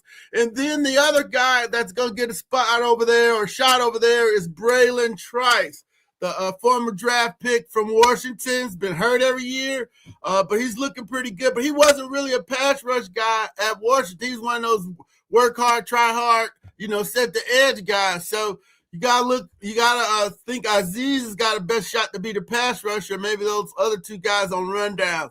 I mean, Leonard Floyd's sitting out there on the street too, so maybe you go get somebody. But there's no real clear answer to replace all the things they were going to ask Jalen Walker to do. Yeah, Floyd, former Georgia player, played for the Falcons as well at one point. That would be interesting. So listen, bro, and we're talking to D. Orlando Ledbetter with the Two Live Stews, talking about the Atlanta Falcons coming into training camp and into the season. The Falcons just made Bijan Robinson the highest paid running back. He was the highest paid running back for like 2 days. Does Kevin Stefanski build his offense around Bijan to the point where he becomes an MVP candidate? and what kind of workload do you expect? Yeah, I don't know. I've been watching the Hall of Fame stuff this week. I didn't go up there this year, but I'm like, hey, can he do the Roger Craig? Can he do the 1,000? And I'm like, hey, he's gonna get a shot because Stefanski's gonna give him the ball. And what I do is I look back at all the plays he's called over time, and I'm thinking Dalvin Cook in Minnesota mixed in with Nick Chubb in Cleveland. So in Cleveland, he had Kareem Hunt and Chubb, so he had to split it up a little bit. He doesn't have that here. He's got Bijan and Brian Robinson, who's a steady pro, straight ahead runner, runs it up the middle pretty hard. So I'm thinking he's gonna get a heavy dose of the football, and maybe he can do the Roger Craig 1,000. I would love for that to happen. We're in the doghouse right now with the former beat writer for the Atlanta Falcons, Brother D. Orlando Ledbetter. You can now catch him and his work at bowtiesports.com. Bro, you just mentioned, or Doug mentioned Jalen Walker to you. Bro, what's going on with James Pierce Jr.? With the situations he's dealt with prior to the season, this offseason down there in Florida, is he going to be available game 1, week 1 for the Atlanta Falcons this year? I don't believe so. I think we'll be hearing something pretty soon on that. The President Greg Beatles hinted at that last week on TV. We checked in with the league office, said, hey, make sure Bowtie Sports is in the loop when anything goes down. They're currently still investigating.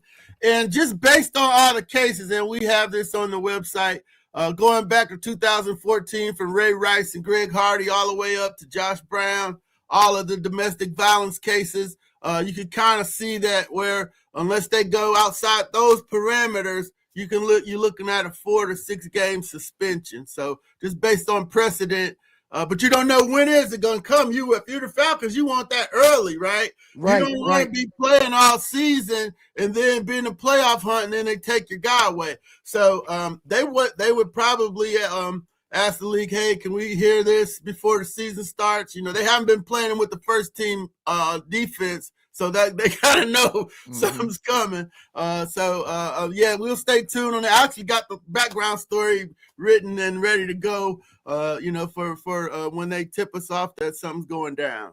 Bowtiesports.com's very own Deal Living Ledbetter with the Two Live Stews in the doghouse on the Two Live Stews experience. Now, I'm going to ask you another question, bro, but Doug's going to shoot you a few. And then before we get you out of here, I do have some rapid fire questions I want to share with you. If we take the names off the jerseys and evaluate this roster objectively, in your humble opinion, knowing this team like you do, past and present, where's the biggest weakness that could keep Atlanta from winning the NFC South this year? Run defense up front. If you can't stop the run, it's a long season. Facts. Okay. All right. Go ahead, Doug. Finishing up with D. Orlando Ledbetter with the Two Live Stews. Sports Talk with Hot Sauce, Texas Pete Hot Sauce. So, bro, we've been kind of going back and forth with this really for the last year or so. Ian Cunningham is the general manager of the Atlanta Falcons, but Matt Ryan is listed as the president of football. And from all indications, Matt Ryan has been the one making the decisions. It feels like Matt Ryan's the general manager, but he's not. Talk about this dynamic and how does this work? Who's supposed to be doing what? Give us your thoughts on this whole thing going on with upper management with the Falcons. Yeah, I think his main role is to convey to the ownership what the football people need. He's a buffer. Now, in the past, the coaches had to go talk to the owner and so forth, and that's tough. That's tough. So they put in an infrastructure now that where the owner's got somebody that he trusts, that knows football, that he respects, been arguably one of the greatest players in the franchise history, that can tell him what Kevin and Ian and the football people need. So that's a buffer in there. That's what my understanding. And he could also, help some of the players out and communicate to them what Coach Kevin wants them to do and how he wants them to perform. And that's the smooth. That's the way the infrastructure is built now. So and Ian's doing his job. He's got some talented people he hired on his staff. The cap guy from Philly, the analytics guy from Philly. And so they're allowed to do their work, build the roster, go out and get what they need. And then, if they need the money, which they did with Kyle Pitts. They franchise tagged him, but then they decided, hey, we need some money for him. And then, Bijan, Drake London, Matt Bergeron. So they're getting everything they need, and it's working pretty smoothly, as best we could tell from our vantage point. Finishing up with the Orlando Ledbetter with the 2 Lives 2 Sports Talk with Hot Sauce, Texas Pete Hot Sauce. Give me a name of a player. Give us a name of a player that you think is going to have like a breakout year this year. Harold Perkins Jr., the LSU kid that, he's going to play. And I heard over the summer here that through Mason Short's people that, hey, don't be surprised when you see Harold Perkins with the first team defense. So, they have that spot open next to Caden Ellis, and they got Christian Harris from Houston, but that was a low minimum deal. So if Perkins could get his stuff together and learn the defense, he's going to have a shot to play. So I'm keeping an eye on that. And bro, before I get into the rapid fire, how's Pacheco looking back there? Y'all played Kansas City for the last few years. We lost our backup, but now he's here. How's he been looking so far this camp? Which one is that, Ryan? From Kansas City, the running back, Pacheco. Is that the right way to say his last name? Yeah, he's not here. They got Brian Robinson from the 49ers. My bad, bro. Robinson, correct. Thank you for the correction, bro. How's he looking in camp? Yeah, he's looking pretty good. He got a lot of work because Bijan was out.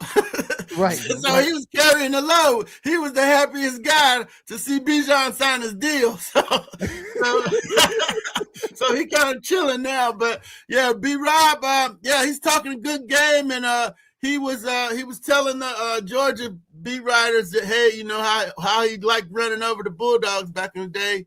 And then I told him I went to law school at Cincinnati. He's like, oh, I beat y'all by myself in the playoffs that year.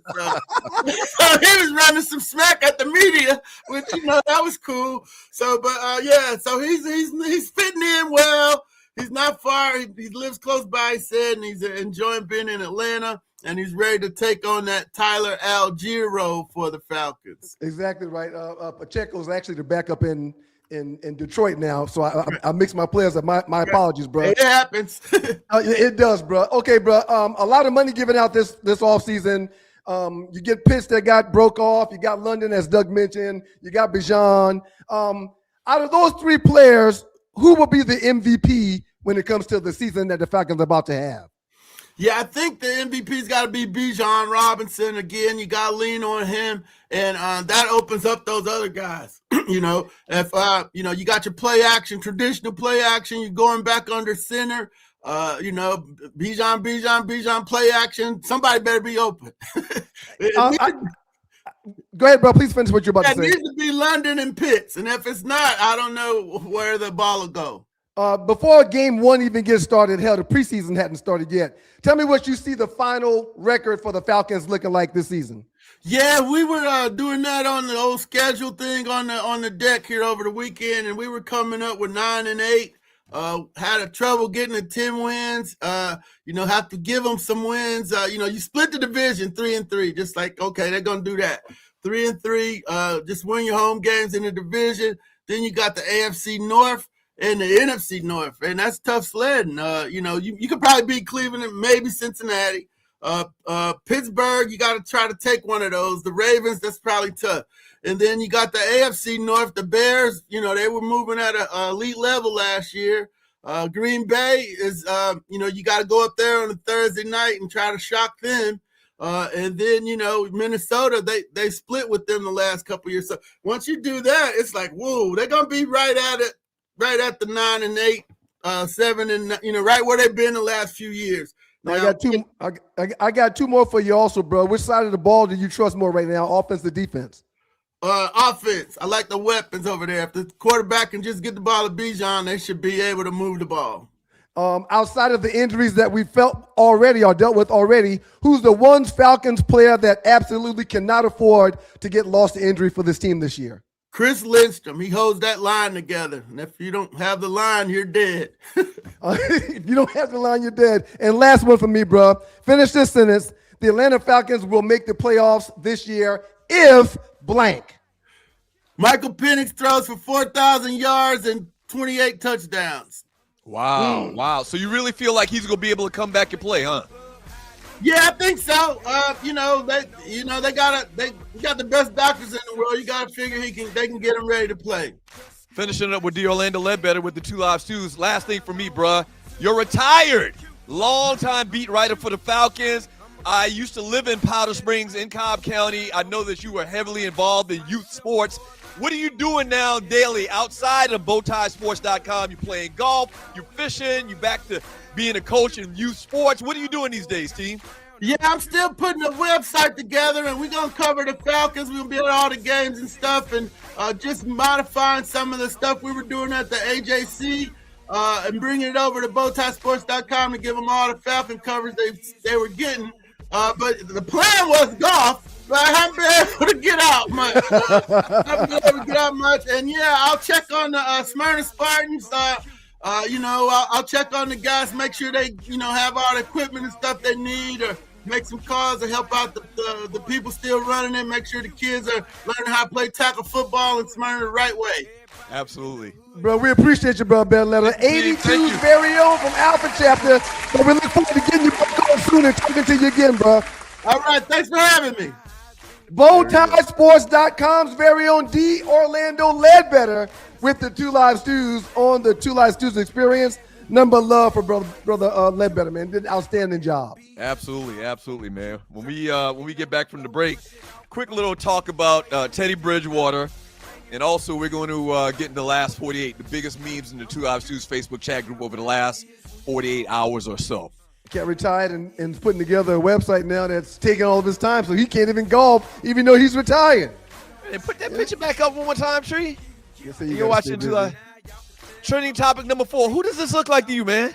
It just hit me. You about to say Jay-Z? Don't that look like Jay-Z, Lil Bubba?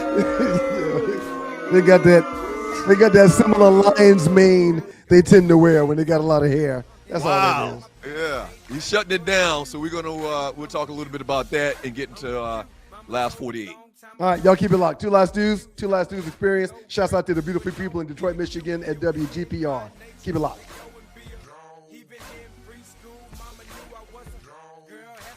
What's going on with that one long gray hair at the bottom of your chin? Yeah, man. It is what it is. So he's just totally repelling the Beijing?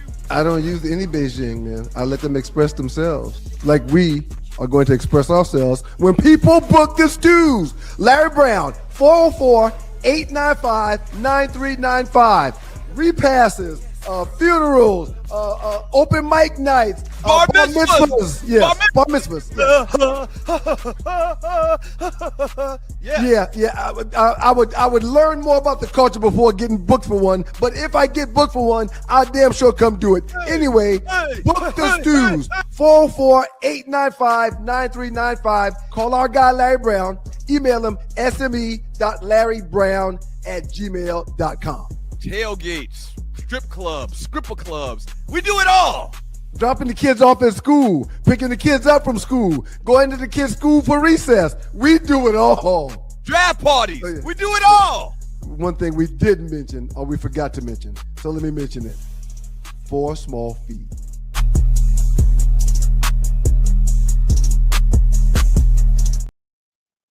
Welcome back to you guys, the Two Live Stews. I'm Ryan, he's Doug. This is your Two Live Stews Experience. Shouts out to the beautiful people in Detroit. Shouts out to your WGPR. Today's show is always brought to you by the good folks in Black Eden 1912 Bourbon, a premium bourbon inspired by the historic legacy of Idlewild, Michigan, known as Black Eden. So we don't care if you're celebrating a retired beat writer coming to join the show, or if you're celebrating the DST regionals in the ATL. Make sure you celebrate it with the good folks from Black Eden 1912, a taste of history. As a listener to the Two Live Stews, you get to enjoy $20 off of your online purchase by visiting blackeden1912.com/Two Live Stews and using that promo code Two Live Stews at checkout. Again, that's blackeden1912.com/Two Live Stews and the promo code Two Live Stews to claim your exclusive offer and experience a taste of history. Check out TwoLiveStewsStore.com. TwoLiveStewsStore.com. All of the merch, all of the different assets that we have. We have hats, shirts, jackets. We got a bunch of stuff on there. 2livestewstore.com. That's 2livestewstore.com. And also want to mention real quick, we have already filled up 2 fantasy leagues. Yes. All right. And we're still looking for people that want to participate and get some of this, fantasy football trash talk and all of that stuff that goes with it. Can we get 3? Can we get 3 leagues? And we get 3 leagues going, 10-man leagues, 3 winners prizes. First place, 60% of all of the entry fees that we take in. Second place, 25%. Third place, 15%. A lot of fun, a lot of trash talk. I'm coming out of retirement, first time in like 15 years I played fantasy, and I think I'm going to win it all, but we'll see. Come and join you boys. Just email me, sme.dougstewart@gmail.com. That's sme.dougstewart@gmail.com, and I'll send you the links to get you signed up. Outstanding job done by bowtiesports.com's very own Deal Lando Ledbetter. Any take before we get into the last 48? Oh, man, he knows his stuff. True pro. I should have asked him how long did he actually work for the HSC. How long was he the beat writer for the Falcons? I'm guessing 20, 25 years. I was about to say like damn near 3 decades, man, almost 30 years. Hey, one quick thing I wanted to mention. Teddy Bridgewater is stepping away from the Detroit Lions and has been placed on the reserve retired list. Dan Campbell announced on Sunday. He's 33 years old, apparently headed toward his second NFL retirement. Remember, he retired and won a national or state championship in the state of Florida from his hometown team in 2023 and came back last year. But he just feels like that it's time for him to go, man. Who's going to back up Jared Goff? Rookie Luke Almeyer remains in camp. Detroit is expected to add some veteran help as well. What's your thoughts? He's going to go back to Miami Northwestern, who has this big national name, but that was his high school. They went undefeated last year. He was the head coach. A little bit of controversy, so he's going back home to Florida. Only 33. We see quarterbacks get close to 40 these days. Clearly, this is a situation where Teddy's done them a few solids over the years, coming back to play when they needed him or needed a backup that could move the ball down the field, and he did that. To me, what I'm seeing is them saying, hey, man, we think you've hit your ceiling here. I don't think we're going to need you anymore. However, we don't want to just cut you and shake you down. We want to do it respectfully. Right. So in my humble opinion, I think that's what's going on. They're just going in a different direction, letting him go back to do what he's done in the past, which is coach his former high school team. So, want to send them out in a respectful way and don't want to disrespect him because he has been a blessing to them when they've needed him in the past. Do you think the window for Detroit vying for a Super Bowl was passed? They went 9-8 last year, no playoffs. The year before, they had that great run, came up a little bit short for making it to the Super Bowl. You think the Lions are, and Campbell, you think they're going to be contenders or pretenders this year, man? Jahmyr Gibbs gets paid. Detroit's coming off of a 9-8 season. And we've kind of seen them falter the past 2 years since what? Since Ben Johnson, the offensive coordinator, took the head coaching job at Chicago. We've seen the Lions dip down 2 years consecutively, and we've seen the Chicago Bears step up 2 years consecutively. So this is a huge year for for Coach Campbell. This is a huge year for them to offensively figure out what's going on. This is a huge year for them to find a way not to have debilitating injuries defensively or offensively. I like Coach Campbell. I think they have a bounce back year compared to the last 2 years, but there's no doubt in my mind that people are starting to think and say that it's more about Ben Johnson being gone than it is about Coach Campbell being the head coach. Hey, if you'd like to donate to the show, you can do that, man. Help us keep the lights on. We say it all the time. Buy your boys a beer. Just think about it like that. Just buy your boys a beer. You get entertained every Monday and Thursday morning live right here at 2livestews.com. Buy us a beer and donate something to the platform to help us keep the lights on. Look to the bottom of the chat.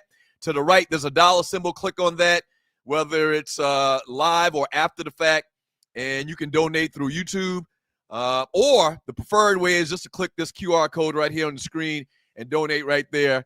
The actual Cash App address is $2livestews. Thank you. We'll get to your super chat later on in today's show. Let's run the tree. Let's do it. Last 48. Love this segment. It's one of my favorites.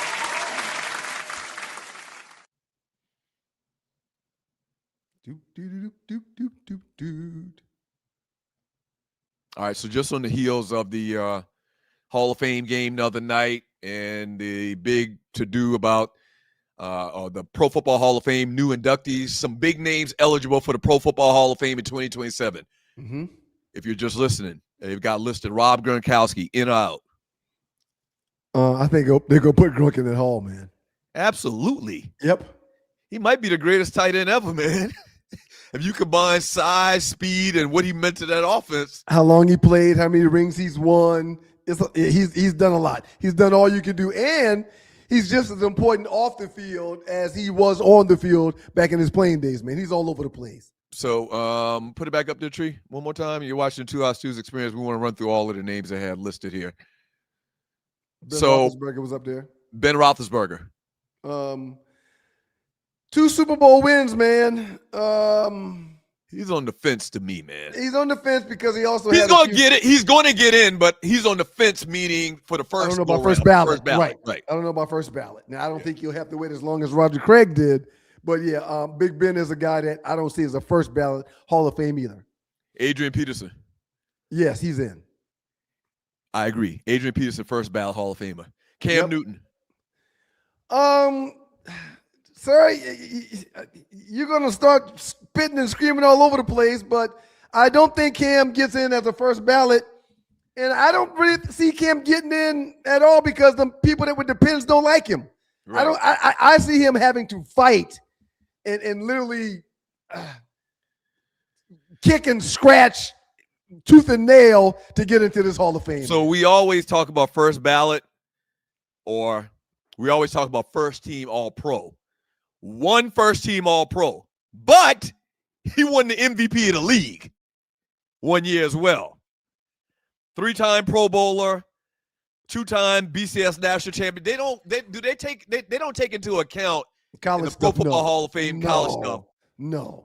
They do take into account that type of stuff in the NBA, I believe. Because it's the Basketball Hall of Fame, not the NBA Hall of Fame. It's the Basketball Hall of Fame. So 3-time Pro Bowler, NFL Offensive Player, Rookie of the Year, NFL Offensive Player of the Year, first team All-Pro 2015, and then once again the NFL MVP award in 2015 as well. I don't think he's going to get that, man. It's just because of everything you just said. He's kind of outside of the norm for the type of person that gets voted into this thing. So I think personality alone, man, he probably won't get in. Yep. I think he should go in. I think he should too. I want to put that. I want to put that out there. I think he should too. But when you put a Cam Newton in, now you're going to start really having to consider Eli. You're going to have to really start considering other players. Eli's probably going to get in though. Well, you and I have debated that. I say he's in. You say he's not. So right. Yeah. But he's probably going to get in politics wise. So if Eli in, why shouldn't Cam go in? Yeah, okay. I hope it works out for him just like that. And Richard Sherman. I think he was a shoo-in for a first ballot Hall of Famer, but I think he's dealt with so many things off the field of play now that may be tainted, and eventually he gets in, but he won't be first ballot. Okay, so let me quickly look up, and you're watching the 2 Hours Stu's Experience. Let me quickly look up his resume. Three-time first team All-Pro. Yeah, he's going to get in. That's huge. He's going to get in. And he's in the media now. So you know that political game. He's rubbing elbows with all of the writers that vote. He's in and out of the media now. He's in and out. Hope it works out for him, though. And lastly, Andrew Whitworth. I had to look up who this actually was. I didn't even know that's the guy's name. He does commentary, like he's on the desk with Richard Sherman for whatever station that is, and he's the tall white guy that always wearing a hoodie under a jacket. Right. I don't know anything about. Well, he was he a offensive lineman for the Seattle Seahawks? Or he was Seattle. Wasn't he Seattle? I don't know if he was Seattle, but I know he was offensive lineman. Okay. And I'll tell you real quick right here. But I don't know anything about offensive line. He played for the Rams. And that's right. He won Super Bowl with Darnold, those guys. That's right. So he played for the Rams and the Bengals. Yes. But most notably the Rams 2017 to 2021. Yeah, I don't know if he'll be a first ballot. Yeah, I don't know. Offensive lineman. I know way more about defensive linemen and pay attention to defensive linemen than nameless offensive linemen. Well, defensive linemen get the names called when they make tackles and/or sacks. Offensive linemen will get the names called for protecting the quarterback. The only time they get the name calls is when they get a penalty. When they jump off sides. You're right. They jump off sides or they hold somebody or whatever. Flip somebody, right. So evidently, dude was good, though. He's a baller. He was a four-time Pro Bowl, two-time first team All-Pro. Yeah. And once again, he's rubbing elbows with the media, the people that's going to vote.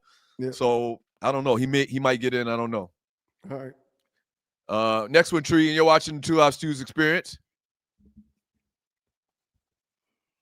Who should get into the Hall of Fame? More in the Hall of Fame thing. Who do you think should get into the Hall of Fame first, Steve Smith or Reggie Wayne? Look at their stats. They're damn near identical. Both two dogs, too. Both two very, very, very good players. But there ain't many dogs that do the dog thing like Steve Smith, man. No. Smith was a dog. Yeah, he's a beast. And I love the fact that he represents the little man. Little but strong and packs a heavy punch. If you had to take one of these players, who you want, Steve Smith or Reggie Wayne? I mean, once again, the numbers are damn near the exact same. I think Steve Smith is just a bigger competitor than Reggie Wayne, and that may not be true, but just from my, just watching these guys play over the years, I would want Steve Smith on my team. Steve Smith brings you an attitude. I think I would choose Steve Smith also. And again, you're right. We can close our eyes and throw the numbers out, and you wouldn't be able to put the numbers to the jersey. They're very, very similar. But yes, if I had to choose one, as now, I think that Reggie Wayne, because of who we played with, will get in prior to Steve Smith. But Steve Smith was a dog. Well, look at the catch rate. Only 3 percentage points better for Reggie Wayne. But Reggie Wayne played for what a lot of people call the greatest quarterback in the history of the world. Yeah. Steve Smith played for Jake Delhomme. Was his name Jake Delhomme? He had Cam for a while, too. Well, he had Cam at the end of his career, pretty much. Right. Yeah. So, I don't know. I would take Steve Smith. I wonder what the people in the chat room would say, who they're taking, Reggie Wayne or Steve Smith. Both of them, I think, are Hall of Fame worthy. Did you look at the 30 best NFL players of all time, that list that's been floating around? Have you looked at that at all? I missed it. Okay. All right, don't worry about it. I'll get into that a little bit later in that 9 o'clock hour.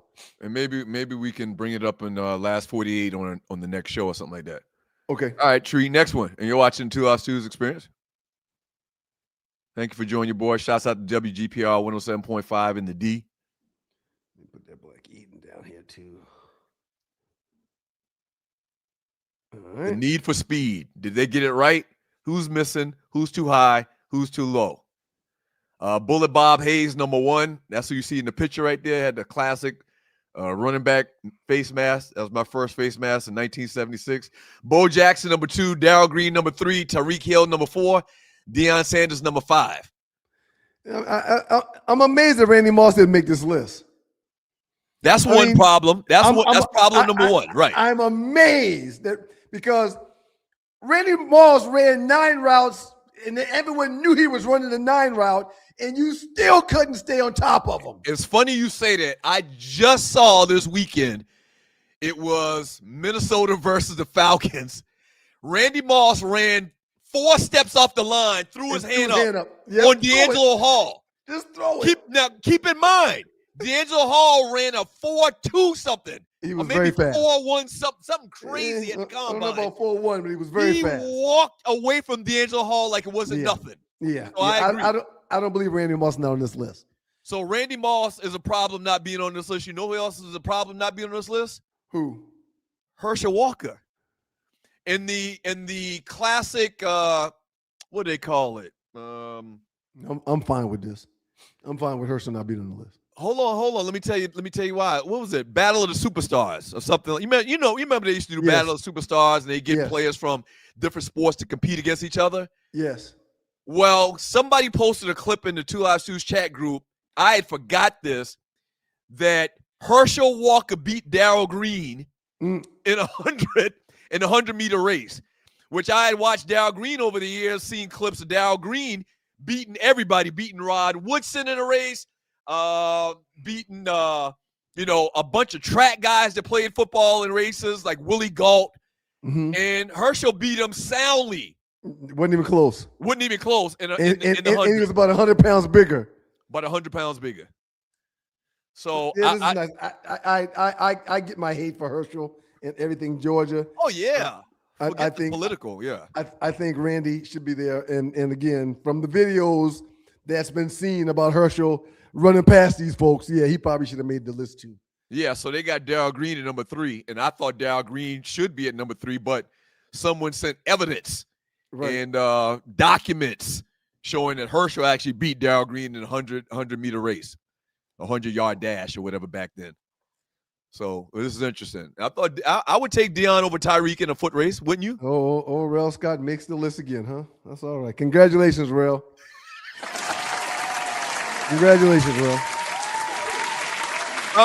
You taking Deion over Tyreek in the 100 or no? Yes, I'm taking Deion. Both of them ran track in college. Deion ran for Florida State. Yep. I'm taking Tyreek. I'm taking Deion. Deion played baseball in the majors, basketball. He was like all-state, the all-state basketball player coming out of high school. Obviously, he played football pretty good, and he also was on Florida State's track team. Yep. And one of the most famous 40s at the combine in the history of the combine. That's all he did at the combine. He didn't tie his shoes. He came to run the 40, ran his 40, and ran straight out the door. Just kept on going. And didn't he run in his church shoes? Stop it, man. I thought that was part of the story too. Man, stop it. Everybody didn't? says that. Man, stop it. No, he had on running. Oh, you know what I'm confusing? But they weren't tied. I'm confusing them with Calvin Johnson. Calvin Johnson borrowed somebody's shoes at the combine. Yes, at the combine, and ran like a 4.21, 4.23 or something like that. Something crazy. Right. Oh, that's a good one. It's 8:15. We have to finish on the backside of this, man. Okay. Time. Oh, time really flies when you're having fun. Time really flies when you're having fun. So when we get back from the break, we'll go over the last 48 entries, have some fun with that. Then we'll get to chop it up. We'll chop it up with Arlie and Tree and look at picks of the day and go over these chat messages and talk about trending topic number 4. When it comes to the pick of the day, Tree, today I want to do my video as well as the pick if you have time for that, Tree. Thank you very much. TwoLoudStudios.com is how you can keep up with the show. Shouts out to the beautiful people in Detroit, Michigan, WGPR, Hot 107.5 FM HD2 in Detroit. Sports Rap Networks in the building. If you can't finish the show today with us, you can go to YouTube, TwoLoudStudios.com, and see the rest of the show. We really appreciate you, Detroit. Tree, you absolutely disgust Tree. The look on her face right now is of such disgust. Yep. I can't even explain it. And you didn't even say anything that bad. Nope. Hey, man, when we pulled up, when Claude and my LB and I pulled up at the pool party last week, or 2 weeks ago now, she didn't know that somebody was in the car with me. If you could have saw her face, it's like somebody poured gas all over her body. If you could have saw her face. And then I down the window, she sees Claude. She's like, oh, I'm sorry. I said, that's what you get. That's exactly what you get. She thought you had a woman with you or something? No, she thought I was by myself, so she was giving me the doo-doo face she always gives me. Y'all think it's me. I ain't got nothing to do with it. Hey, we'll finish the last 48. We love you, Detroit. Y'all keep it locked. Super Chat is a given Thursday, even though it's Monday, but we appreciate you. The doo-doo face, man, is real. I mean, just imagine you smell some doo-doo, how your face would look. Right. Have you ever been stranded on the side of the road, Ollie? Yes. It's not comfortable, is it? No. Dogs and Poodles, if you find yourself in a jam on the side of the highway, give my folks at Bay 11 Towing a call, 404-770-6949. Again, that's 404-770-6949. Being stranded on the side of the road in Metro Atlanta is very stressful and dangerous. Bay 11 Towing is who you need to call, whether you're dealing with a flat tire, dead battery, full-on breakdown, or whatever that may have you on the side of the road. Call our folks at Bay 11 Towing, and they will get to you with a competitive rate and quicker than everybody else in town. Again, that's Bay 11 Towing. That number is 404-770-6949. To some degree, I'll give them this. Jalen Hurts and Lamar Jackson probably are under the most pressure in the NFL in 2026 because of racism. Mm-hmm. Is that what if you want to write that article, write that article. That's it. Like, so if you're saying they're under the most pressure because we live in a very racist society where black quarterbacks are held to a standard that nobody could possibly meet, while Justin Herbert can just be, we can throw off his insufficiencies at any turn. Uh-huh. Tanya, these two quarterbacks are guilty of one thing: quarterbacking while being black. Yeah. That's literally it. That's why they're always up with the most pressure, despite being the most overqualified. I'm going to tell you something else. It's not just QWB. It's not just quarterbacking while black. It's quarterbacking while black and not apologizing, not kowtowing to the media desire to see some weird prostration of gratitude, being incredibly likable and charming naturally.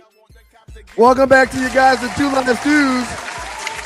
I'm Ryan, he's Doug, but together with the Two Live Stews and this issue of Two Live Stews experience, maybe it will be accepted because it's coming out of their mouth. Maybe the world will listen now. Maybe this will become a topic. Maybe this will make it to the 4-letter network. And maybe now, because a group of Nordics have said what we've been saying for the past 20-something years, maybe now it'll be heard.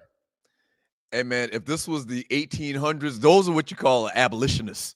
If we were in the 1800s, early 1900s, those people would be the abolitionists of that time. Yeah, man, it's absolutely, and you're right. Maybe because they say it, it'll have more credence on the general public and to the Nordics that at any opportunity try to downplay what Lamar Jackson and Jalen Hurts have done in their career. And the fact that Lamar threw 30-something touchdowns and 4 interceptions and had statistically one of the greatest years in the history of quarterback, and that Lamar Jackson really should have 3 MVPs, and one of them was stolen.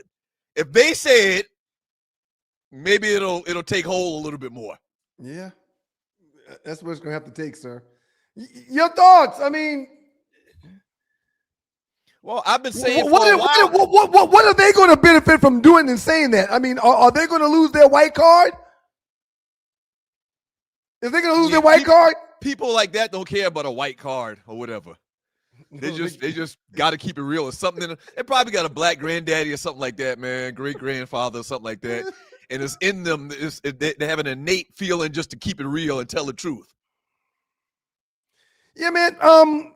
She mentioned Justin Herbert, Hebert, however you say his last name. Just Herbert, Bobby Hebert, Justin Herbert, and how he continues to be talked about as this great. Whenever Josh Allen's name comes up, he's talked about as this great. And he's the reason why his team ultimately hadn't won a big game. Yeah, but ignore that. Ignore that. Lamar Jackson, 2-time MVP, should have been 3. Josh stole 1. But Lamar, he's not injured no more than Patrick Mahomes is. Mm-hmm. I mean, but no, they can't stand Lamar.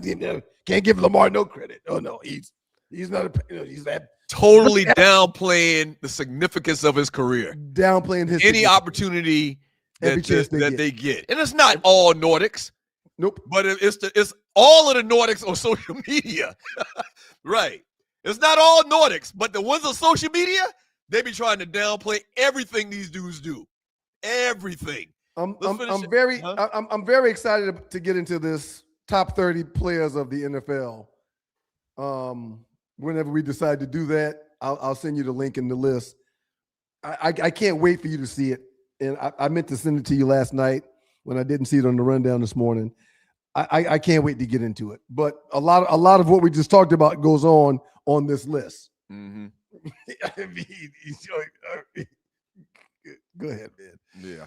Let's finish up last 48, and then we'll bring Trina Ollie in and get to trending topic number 4.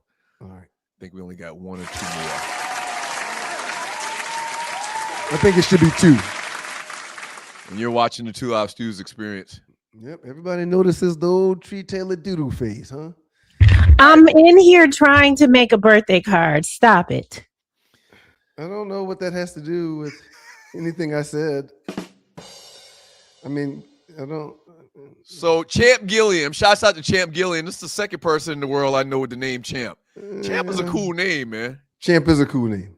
We got a cousin Champ, Champion Rivers.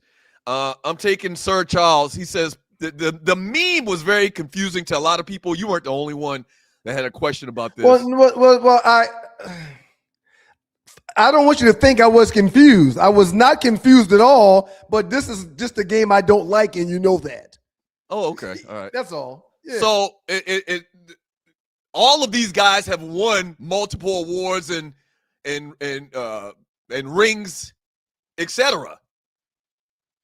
Pure skill, no rings, no MVPs. The guy's saying throw that out of the equation. Right. Well, everybody hasn't won a ring on this, but there's two people that did. So Right. you've got two that did and two that didn't. So you, in essence, you're saying, okay, let's just act like we don't know who any of these guys are, even though we know who all of these guys are. Right. So at a quick glance, you would think this is saying that these guys don't have rings and that they don't have MVPs. They Agreed. do. What the poster, Mr. Gilliam is saying is strip away all of the accolades. Who are you taking skill-wise? That's it. And who you taking? I would say KG. And by the way, if you're just listening to the show and not watching the show, they have Charles Barkley, Karl Malone, Kevin Garnett, And Dirk Dirk Nowitzki. Who you I'm taking? taking Kevin Garnett. I'm taking KG too, man. Yep. Oh, look at that. I'll be damned. I'm taking me and Rio something else. Okay. That's huge. That's huge. I'm I taking knew you KG. weren't. I knew you weren't going to take Dirk, even though I Hell considered no. taking Dirk. I considered taking Dirk. I consider out- taking Dirk, but it was a very short consideration. Yeah, his outside game is probably the best out of all of them, even though all of them had range. They can hit that 12 to 14 to 15 footer. A lot of people in the conversation online took Barkley, and I get it. I get it. I just go back to the first time I ever saw, and it's crazy. I never heard of Kevin Garnett. He's from South Carolina, but what happened is he left and went to like one of those private schools in Chicago, Farragut High School. Okay. So the first time I ever saw Kevin Garnett or even heard the name Garnett He was was drafted in the already. McDonald's All-American game. Oh, okay. Okay. When and if you saw it, you can attest to this. The was an first animal. 10 times down the court, He 8 dunked of them it. was alley-oop dunks. Right. Right. Like He was all over the rim. just an unbelievable combination of size, length, athleticism, quickness, Yep. power. He could do everything, man. He was all over the rim. He's a shooter too. He could pop shoot it, threes. right. Yeah, he was a player. He Just could straight shoot the dog. mid-range. Yeah. And very aggressive. Very, very aggressive. Upset on the basketball court. He be going off on his co-host on his little podcast. He be going That's- off on I Paul think it's like Pierce. he'd be killing Paul Pierce. Uh-huh. He'd be killing him. Yeah. So I think I enjoyed this. Yeah. I hate that you're taking away Dirk and KG's titles, but I get it. I just don't like that. But I get it. Well, everybody got titles except the two top guys No. don't have titles. No, Carl and Barkley do not have titles. Yeah. So this was good. Thank you, Mr. Champ Gilliam. And was that the last one? We got one We more. got one more. I think we got one more. And you're watching the Two Hop Stews Experience. Yeah. Thank you for joining, folks. Make sure you share the show. The Nicolas Cage biopic Madden is set to stream globally on Prime Video November 18th. This is great because you, sir, are one of the few Nicolas Cage haters that I know. You don't like Nicolas Cage. The David O. Russell films also stars Christian Bale, Kathryn Hahn, Sienna Miller, John Mulaney, and Shane Gillis. Let me first say this. This depiction, this guy looks exactly like Al Davis did back during this era, I'm assuming. Yep. And this Nicolas Cage looks like John Madden before he His really younger put days. on the weight. This Right. looks good. This looks accurate. Okay. All right. But for the record, Nicolas Cage is the worst actor in the history of Hollywood. I couldn't disagree more. Go back and pull up the film You've always hated Con him. Air. Yeah, you've always hated him. Pull up the film Con Air and tell me if he was not the most. That was not the most cheesiest, unrealistic character that he ever played, that was ever played in a movie before. Go and look at Con Air. It's bad. I didn't think it was bad, but as a matter of fact, the last 3 or 4 movies I've seen him star in, he's done an outstanding job. Yeah, he's horrible, I think. What does Tree think about this? She's over here going crazy. What do you think about this, Tree? That comment. Are you crazy? Face Off. Face Off was so good. Good flick. Really good flick. Con Air, even though that ugly guy Buscemi stole the show, Con Air was good. It was good. Con Air was horrible. Face Off. Did you see Face Off, Douglas? I saw Face Off, but I don't remember it right now. So if I don't Baby, remember the that thing details was of it, that good. means yeah. But Exactly, this Marvin Giles. This might be something I want to go see. Leaving Las Vegas, Bringing Out the Dead, The Rock, Con Air, Face Off, Going in 60 Seconds was a great one. Going in 60 Seconds was really good. I think I just tuned everything out because I don't remember none of these movies. Color Out of Space is a thriller. It was pretty good. He's done a couple of comedies, Raising Arizona, Dream Scenario. He's done a bunch of stuff. Yeah, he's done a lot. He's done a lot of stuff. Like he's connected. Like he's been in. I'm guessing he probably been in 100 movies, man. Yeah, he's been in a lot. He ain't hurting for no checks. I guarantee you that. He was just so unbelievable to me. I think that was the last one. That's the last one, sir. Let's bring the ladies in.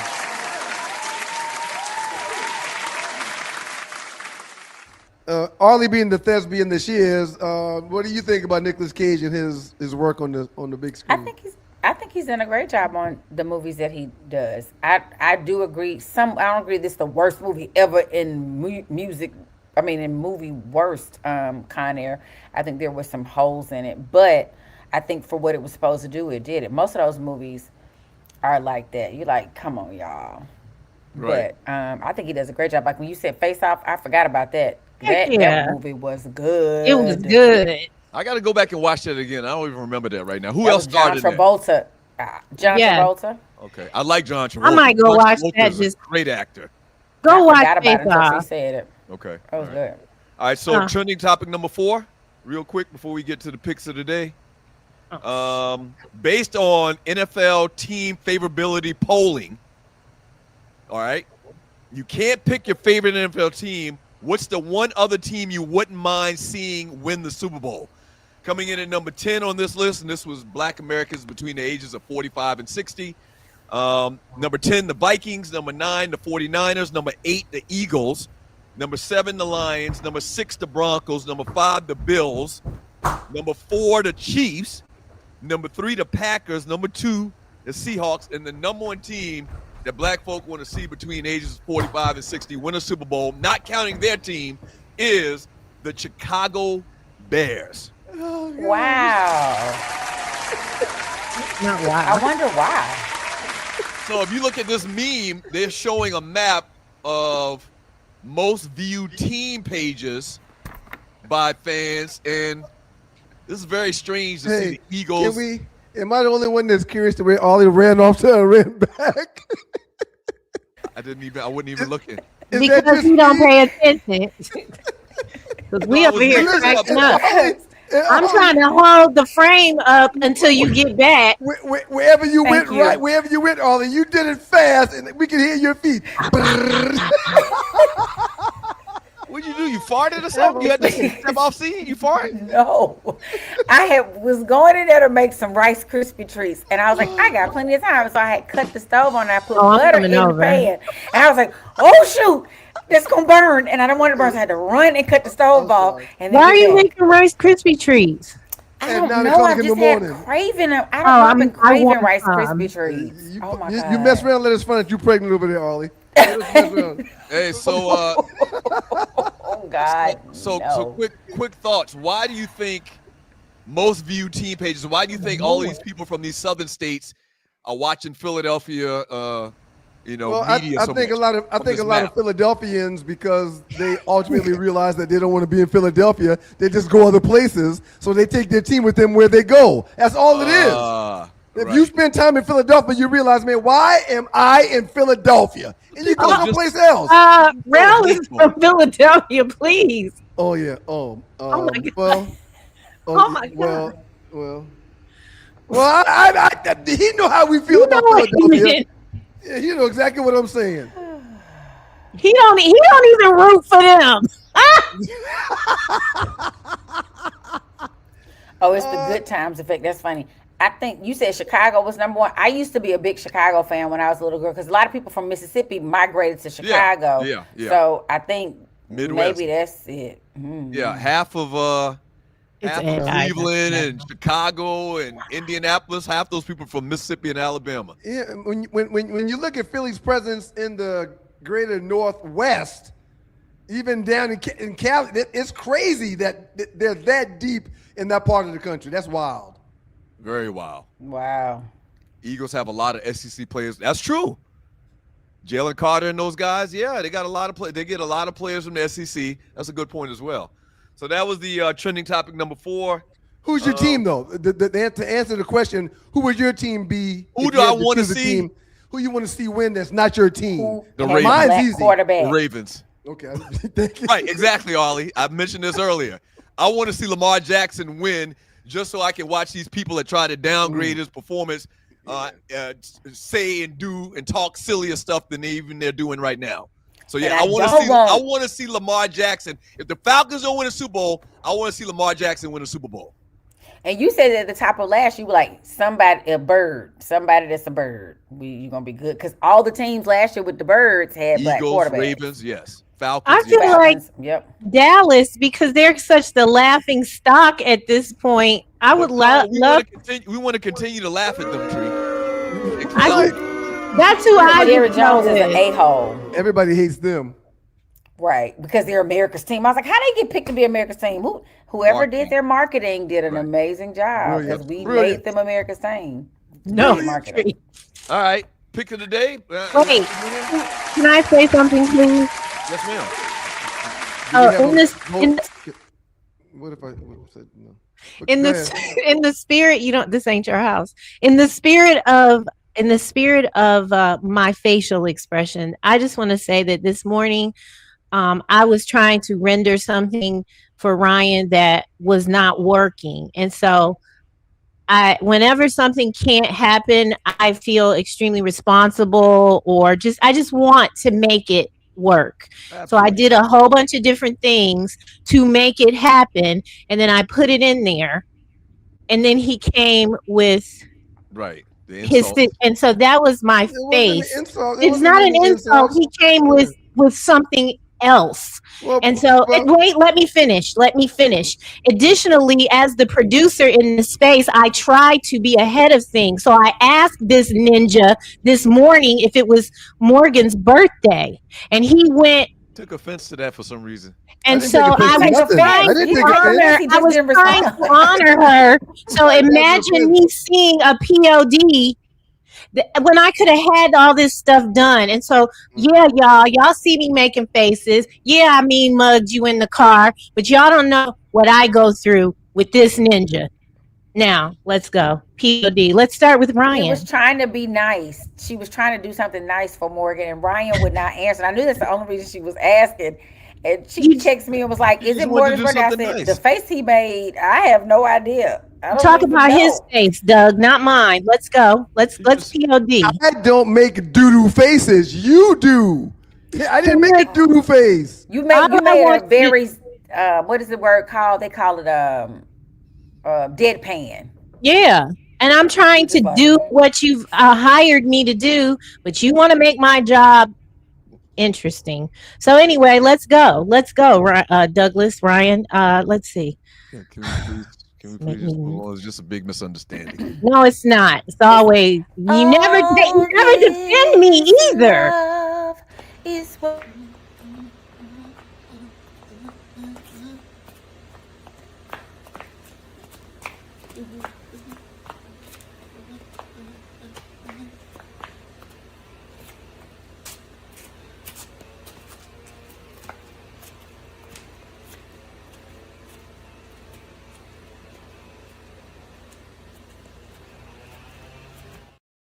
So the first part was this? the first part His was application for was my disability. tribute to David Banner. Right. And Ollie mentioned people doing that. So I was doing that. And then I realized I stopped the David Banner skip to do the second skip was just a regular skip because the kids are going back to school. So that was my kids are going back to school skip for the week. But then while skipping David Banner and regular, I realized, damn, skipping ain't easy. It's not. Skipping ain't easy. I don't think kids know how to. When my kids were little, we used to be like, y'all can't. They couldn't skip.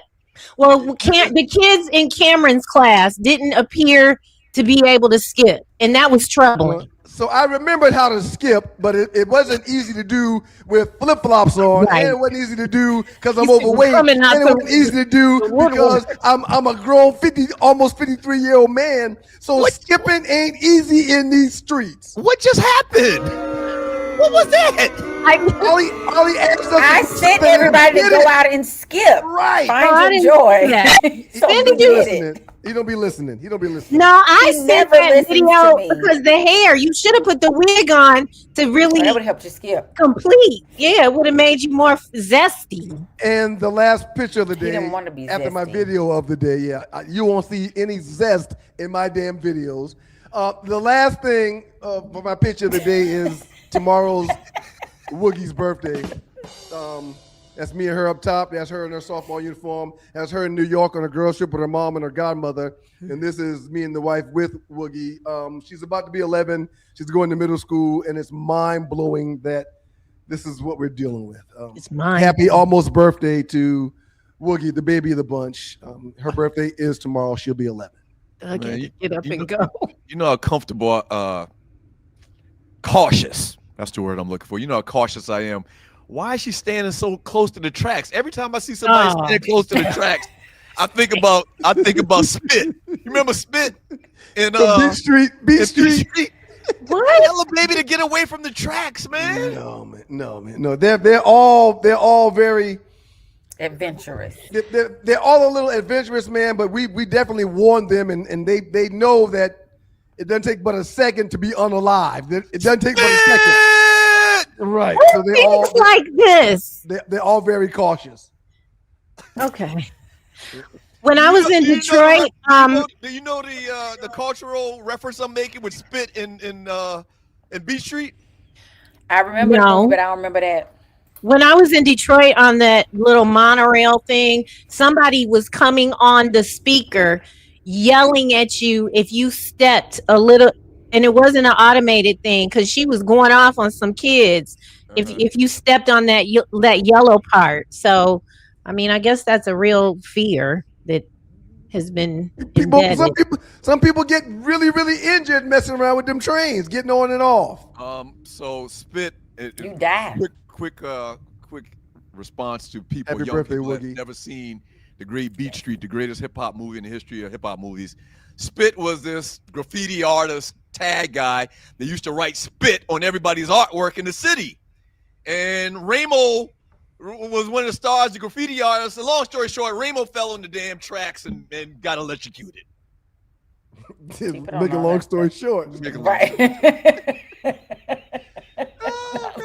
Happy birthday to the baby of the bunch, man. Happy Enjoy your birthday, day tomorrow. Morgan. Happy birthday death on the to- train track. You should be singing happy birthday to you, That's whoa, right. whoa. That's daddy's baby. Ollie, I Daddy's hear baby, it. I baby. hear you're starving. Arlie, did you go to church yesterday? Yes. So I went, and my POD is about this. So I went house hopping yesterday to visit a couple of friends, and then I ended up at the pool. And so at the pool, somebody was like, "Did y'all go to church today?" And then somebody said, "Yeah, but he stopped it. He didn't even preach." And I immediately preach it, grabbed my man. phone It happened and again. texted Doug, and I was like, "Did you go to church today?" 'Cause I said, Ollie. They did. They said I didn't go to 8 and 10. I didn't sing. I'm singing next Sunday because I had Delta Sigma Theta duties and we had our own ecumenical service, which I had to watch online. Lord Jesus! But when I got there, the praise leader was like, they said the spirit was high at 8, which is very surprising. 10, I understand. I said, I got to go back and watch the service and see what happened. He wanted to preach, but they wouldn't let him. I said, when I got to church, they had neat things where because we have those concrete floors. They had these places where you could kneel all across the front of the church. So I don't know what happened, but I'm gonna watch 10 o'clock when we finish so I can see. I want to feel new listeners. Me, Tree, and Arlie and Ryan at one point attended the same church. Arlie and me still attend. Ryan doesn't live because he moved, and Tree. Some type of shroud of controversy why she doesn't come anymore. We're not gonna get into that. Go there anymore. It's okay. Why'd you quit? I don't go to no church. I don't go to church. I'm okay. I'm good. She is the church. But you used to go to church, and I'm just asking, why'd you quit going to the church? When I moved to California, I couldn't find. When I moved to California, I couldn't find a connection. Still do the same, okay. And then so I used fill my own self up, and then I came back and it was different. So I'm all right. Okay. Thank you. All right. Anyway, Loose Neck Hush, and shout out to Vincent Payne. I mentioned you earlier today. I shouted you out with your KA sign instead of K. They know now. So my POD, as I said, I went visiting yesterday. Had to catch up with people.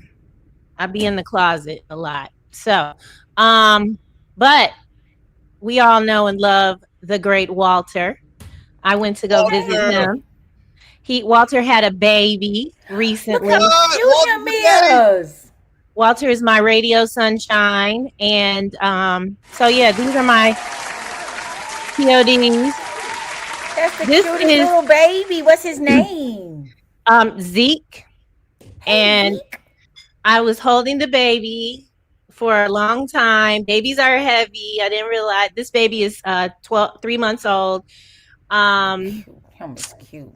Yeah, it was nice. But then here you go. Walter actually was like an assistant producer for Shout my out show. to Waterhead, man. Congratulations, Waterhead. That's awesome. That's me and Walter at 6:40. We're with Doug and Ryan. I think your cousin, is that your what is that noise? I think that's your cousin took that picture. What's his name? Uncle Donnie's son? Dante. Yeah, he took that picture. Donate. Actually donate, but that's another story for another day.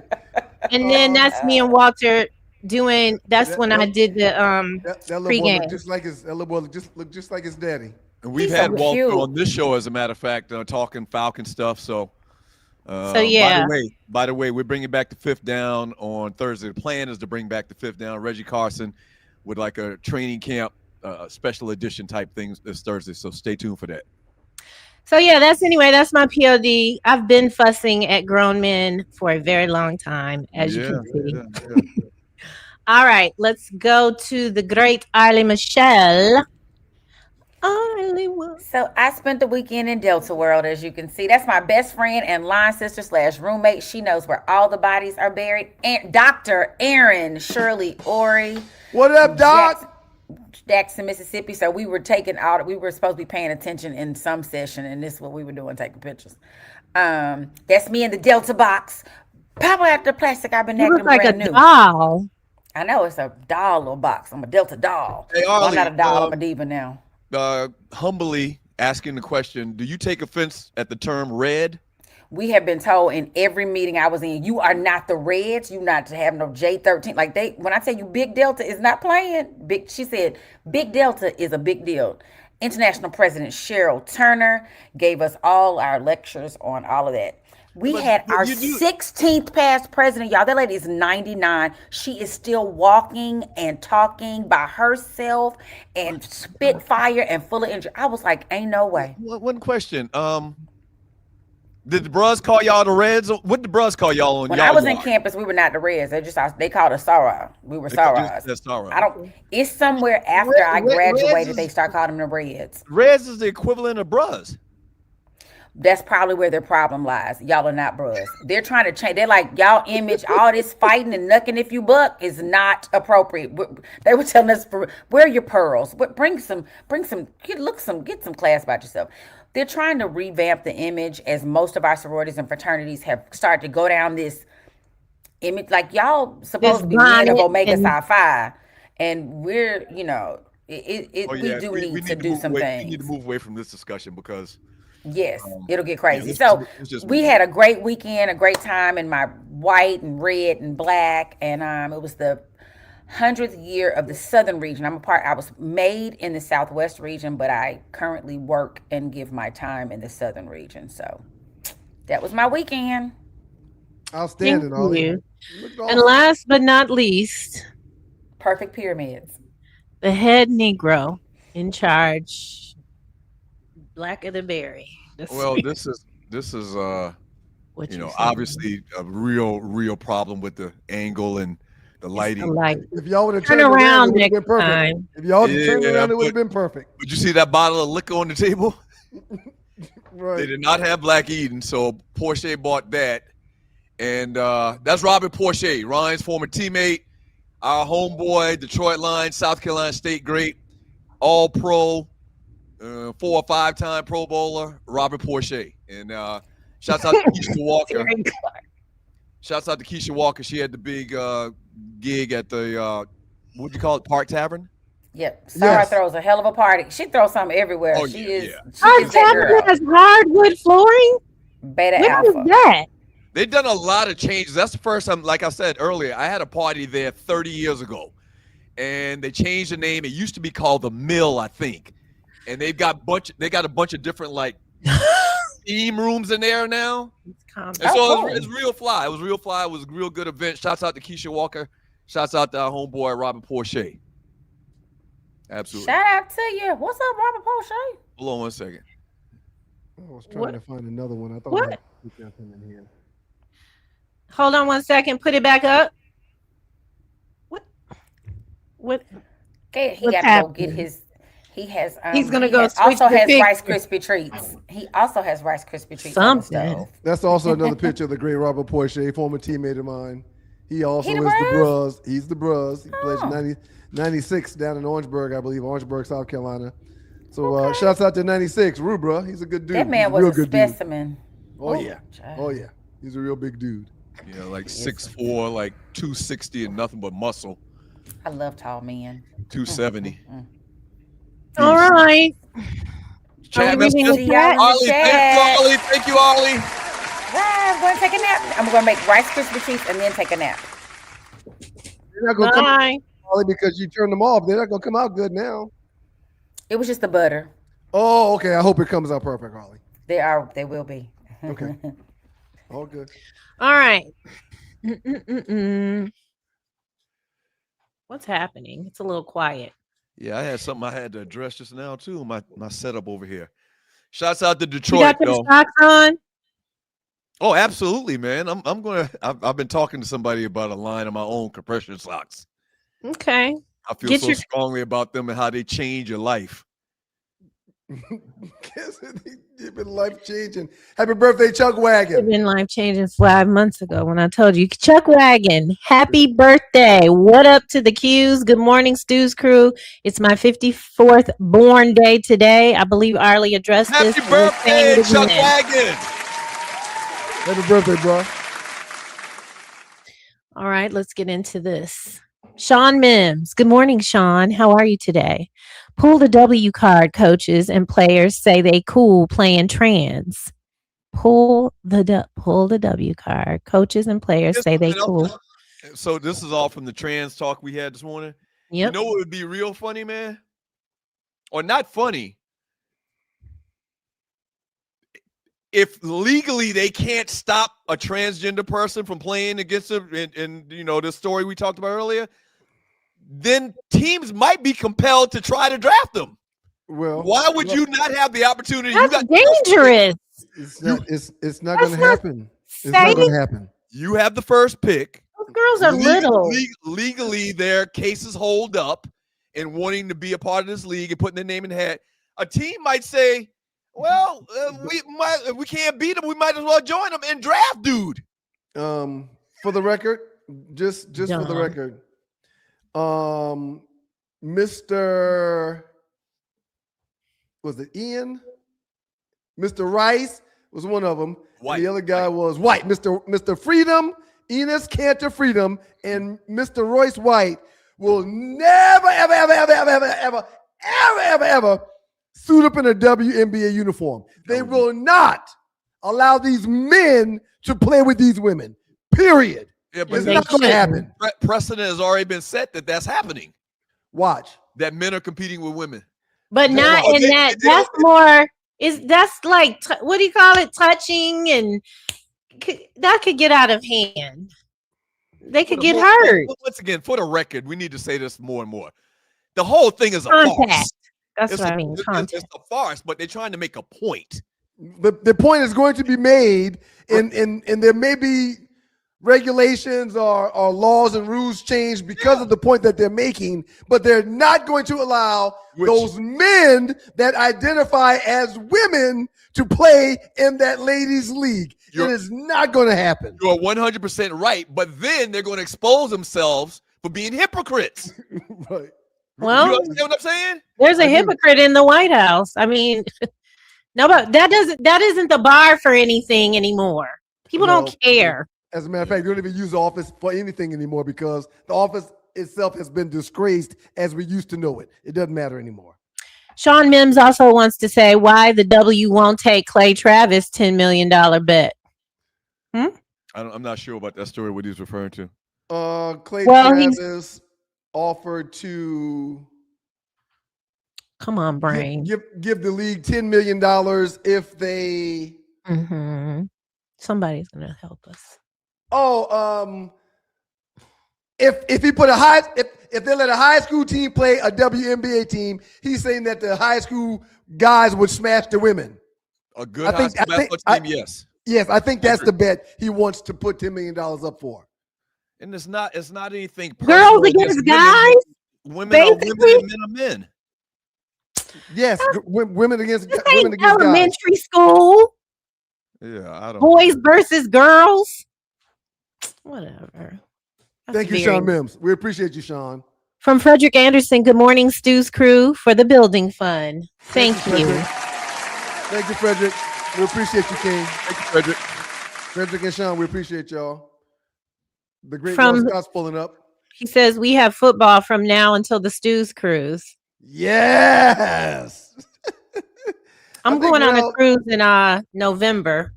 Did Rel pull up on us on Friday night when me and Joe did the pop up? Yeah, how did that go? It was really good. It was really good. People came in and out for about the whole hour. We ended up originally only going to go for 30 minutes. We ended up going for like an hour and 5. It was a really good time. The conversation was good and healthy. Cornell Fell 6145. Thank you for your donation. Sooner or later, y'all gonna have to admit Dion isn't a good coach. We appreciate you. Where'd that come Cornell. from? Tell you what, time is running out. This is a huge year for Prime. I mean, this year we need to see Prime and his team go back to having some success. Yeah, I would agree. Ben Edwards, thank you so much for your donation. What up, those Steve, Tree, Harley, Dog, and Poodle? Great show today. Bullseye. Man, I popped the question on Friday to my lady Renee. That was on the cruise with me in front of family and friends. Congratulations, Ben. There's a sucker born every day. Congratulations, Ben. Stop it. That's Congratulations. awesome, man. Good for you, homie. Yeah, Send y'all us look our happy, man. invite to the wedding. Congratulations, sir. What? That would be dope if me and you were the best men, man. Stop it. Why would you be his best man? Well, I don't. Why not? No, not Always why not not. in- But why would? Why would Ben say, "Hey, man, I want you to be the best man"? I would like to be Ben's best man. I've never been a best man before. Random. For you, was I your best man? Doug, you're gonna have to pay for a tuxedo. I don't think you want to volunteer for that. You ain't And trying travel. to pay. And Yep. travel. You're gonna be like Never mind. Never mind. from Loose Neck Side. Didn't have. Thank you for your donation, Loose Neck. Didn't have Ryan skipping in flip flops on my bingo card this morning. I was just Harley asked us to. I absolutely was like, what is this? Yeah, all he When had I to got it skip this last morning. week, and I did. It was difficult for me to skip. And the 30 seconds that I was skipping, I was like, damn, I'm skipping and I'm tired over here. Damn, I'm skipping. I was trying to Appreciate you, find Nick. it again to play it, but now I can't find it. It's okay. It's all good. Appreciate you, Loose Nick. I thought that maybe you could use that to actually go ahead and apply for some of that assistance that I try to encourage Doug to get into. You're saying that he's trying to display that he's lost his mind? It's special, yeah, and I think he could get money for it. So we should definitely keep Yeah, that. man. Don't show that to anybody else. You could man. get a check. We did it in the parameter of the show for laughs and giggles, issues and giggles, but please don't show anybody that tape. He can't post that on the internet. I can't use that as a clip later today. They don't. I don't want them dudes walking up with them straight jackets and trying to take you away for a couple of months, man. No, again, I'm just a team player, man, and Ollie simply made a request, and I just fulfilled it. I didn't think it was hard for us to just comply. That's all. Loose neck. Arlie Michelle's dial-up identifies as fiber optic. Yeah, like there's some noise in the background. Well, when she changed to the earbuds, it worked. Everything was good. But yeah, okay. So Rel Scott, thank you for your donation. 2 bottles of Black Eden destroyed at the family barbecue yesterday. Not sure if I should charge them ninjas or just order another bottle. Definitely order another bottle. Don't we have that? Don't we have that picture, Rel? As a listener of the Two You Live wanted me to Stews, you announce that other thing. $20 off your online purchase by visiting blackeden1912.com Where is /Two Live Stews and use the promo code 2 Live Stews at checkout to save $20 off your online purchase. Make sure that you, I don't care if you're celebrating or just hanging out with some friends, experience that Black Eden 1912, a taste of history. Shouts out to you, Rel. Thank you very much, Rel. We appreciate you, player. We appreciate you, Rel. We appreciate you, Rel. And Rel Scott. Appreciate it, Rel. Damn. Love him so much you cut his applause off. Yeah. I thought we have different things that we work on around here, man. Brian Hill says Coach Prime will start 0-1 this year. Go Tech. I agree. And not only will they start 0-1, I think we're gonna beat them down pretty good in Atlanta. This must really, really bother you, man, that you got rooting interest for both. You really, really love Deion and argued about him and for him over the years and him leaving Jackson State and going to Colorado. But he's facing your team in Atlanta. Right. Yep. So, and we're gonna kick their behind. It's not hard for me at all. I don't know why it's hard for you when you ain't got nothing to do with either program. It ain't hard for me at all. Doug, get your donations together. Brian Hill. Get your stuff together. Sounds like a personal attack to me, man.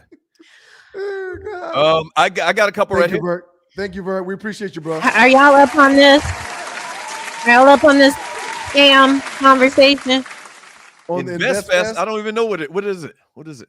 That's one of the things that the Breakfast Club be promoting. I think it was last weekend in Atlanta. It was this weekend. Is this past weekend? It was like it was here 3 days ago, and then it's back again. Like I thought we did this. What is it? Well, it's where the Earn Your Leisure guys do Invest Fest to talk with people that register for their festival about investments and investing and the importance of it. I gotta do some more research. I don't want to talk on it because I think it's a scam. Ollie hand is raised. We'll bring Ollie in. I just want to say with the Invest Fest, there's a beef now between New York and Atlanta because Invest Fest, the Earn Your Leisure gentlemen were on the Breakfast Club and they had something to say about the A. They felt like we weren't supporting it. They don't have the big business. So Dre gets up in the Hank Stewart Foundation events and he was like, there's the little radio station that says something. So then Charlamagne, Mayor of Atlanta Dre, DeAndre. Mayor of Atlanta Dre, because they said something about us. Earn Your Leisure was on Breakfast Club. Said what felt like disparaging. They said we don't about support. Atlanta doesn't give them any money, any sponsorship, which they don't have to. Right. And there have been talks, and they were like, well, everybody felt like, well, why didn't you talk to Atlanta leadership or someone in investment and economics before you went to New York? They were like, well, take Invest Fest to New York then, if that's where you want, because you're here talking about us, but And you're making money off of us. And spend another $2 million trying to put it on in New York. Right. So, of course, Mayor Dickens got wind of what they said about us, about the city negatively. And he was like, well, hold up. We gave 50,000, blah, blah, blah, you know. So he kind of set the record straight. He called whatever their station is, their morning show. And he didn't call them. He mentioned them he didn't mention them directly, but he said they were on a little radio station in New York. So Charlemagne took offense that they called them a little radio station. And what's the other little light skin one? Yeah, we on 137 places and we blah, blah, blah. So it's turned into a beef between Atlanta and New York. Let me tell you something. What I've learned in being in the city. Yeah, but then he went to the doggone festival this weekend, which I was like very turned off by that. Like who Andre Dickens did? Yeah, like I didn't understand. Like first I was like, okay. Because he was bad about it. He had a little swag. And I saw him up there doing one of these with them. I think the controversy brought the conversation to the table. And so there's some kind of support, or at least because I don't think Mayor Dickens, just knowing him, we were used to having that kind of fight with folks. Mays High was always y'all ain't this because we were so wonderful. That's what I was about to say. In my 31 years here, I've learned extensively that Atlanta born and bred people from the SWATs, people from Decatur or whatnot, they take offense to trying to be talked about by New York people. They take real offense to New York trying to buck on them. And I get it. So every time a New Yorker says something sideways. Atlanta not obligated to invest in this company. That doesn't even make sense to me. Because they're making money, and I understand. I was just about to say, you got to pay to register for InvestFest. Right, it's not a free event. No, and it's not. People have, I read comments of under several of the videos about it, where people did say, it's the same thing every year. These people telling you something. Some people, because that's why I ran into one of the listeners. He was like, I never miss it. I get the VIP package. So it's money involved. And yes, we do want to partner with, but they're like, it's not black-owned business. Atlanta does a great job by supporting black-owned businesses. Hey, listen, if you don't can invest with Doug better than, I mean. Yep. Thank you. Well, this is more so Medicare. I know. Yeah. But okay. So yeah, that's it. Okay, bye, y'all. To quote the great Goody Mob. Thanks for trying to help, Tree. I mean, if you to quote the great Goody Mob, if you don't like where I stay, it's not good enough. That's right. If you don't like what we say, I tell people all the time, there are 2 airports going back to to New York. They have a flight leaving every 30 minutes to one of those, like every hour. So every hour on the hour, you can, and one is LaGuardia. Get on the flight that brought you here, or get in a car, bus, train. I don't care, but you can't come down. And Killer Mike said it best. I was at an event the other night, and he said it best. We're Atlanta. We're not trying to be New York. We're not trying to be California. We're not trying to be anybody else. Stop coming here and trying to create what's there. You left there. So why do you want New York here? Go back there. That's where there it is. Don't come here with it. Stay your where you was at, if that's what you want. Thank you for not cursing, Ollie. Some people understand and follow the rules. We appreciate you. Bye. Let's go. Damn, you need to kick her out because of that tree. I said it, not her. I wasn't doing that to her. I'm trying to move this thing along. From Griff, thank you for your donation. What's happening, fam? And her cookies is burning. Dropping an extra $5 into the building fund. Thank you, Griff. Ryan, please don't forget to tour our couple of APs. No, listen. Thank you, Griff. Thank you, Griff. That's Griff, mute, for the record, mute, record, Griff. Thank you, Griff. We will be touring North Carolina A&T. We will be touring Hampton University. A lot of people have hit me up. I've talked with a lot of folks. I believe we're going to be touring Morehouse as well. So yeah, we're just getting started on these college tours. We got several more right now. Miles is a huge fan of Belmont, Georgia Tech, Tulane, and FAMU. FAMU's at the top of our list, but his list. But we will definitely be doing more college tours, and several other black schools will be a part of it. You didn't mention South Carolina State. We hadn't been down there yet. Doug, read your That's on the list, right? What'd you say? That's on the list, right? The South Carolina State is one of the schools that several of our family members went to and No, got but their that's on the degrees in. list for you and Miles and the family to visit, is what I'm asking. Oh, you can't punk this grown man. Well, Doug, I mean, read I'm not trying to punk anybody. I just want clarification. For the record, he's been on South Carolina State's campus multiple times already. That's good. I like that. Go ahead, Douglas. Shouts out to Osiris, $40 donation. Appreciate your team. Thank you, bro.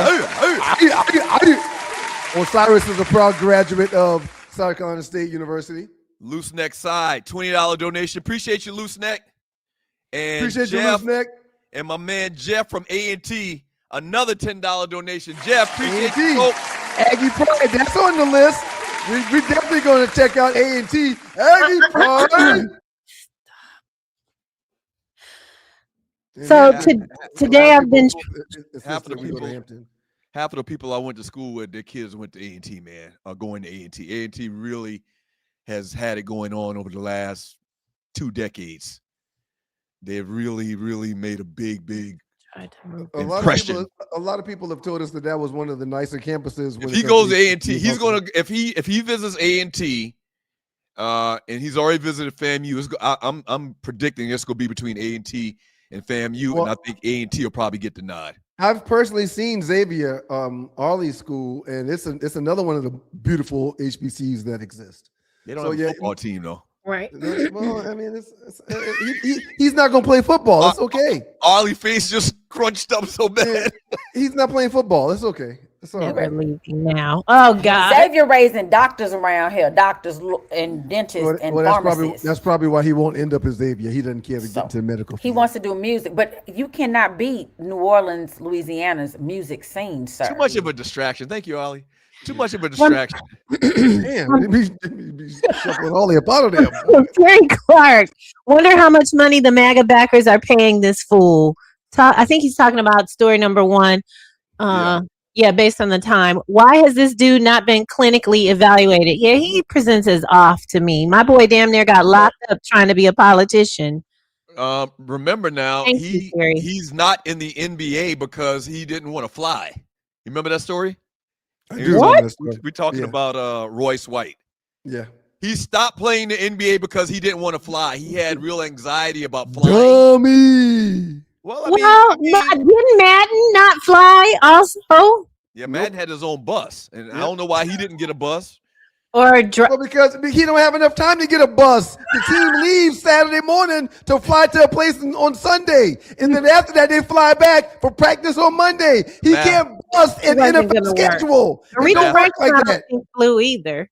John Madden had a whole week to go from city to city based upon where a game was. Royce White, the math just didn't work out for him to play in the NBA. No.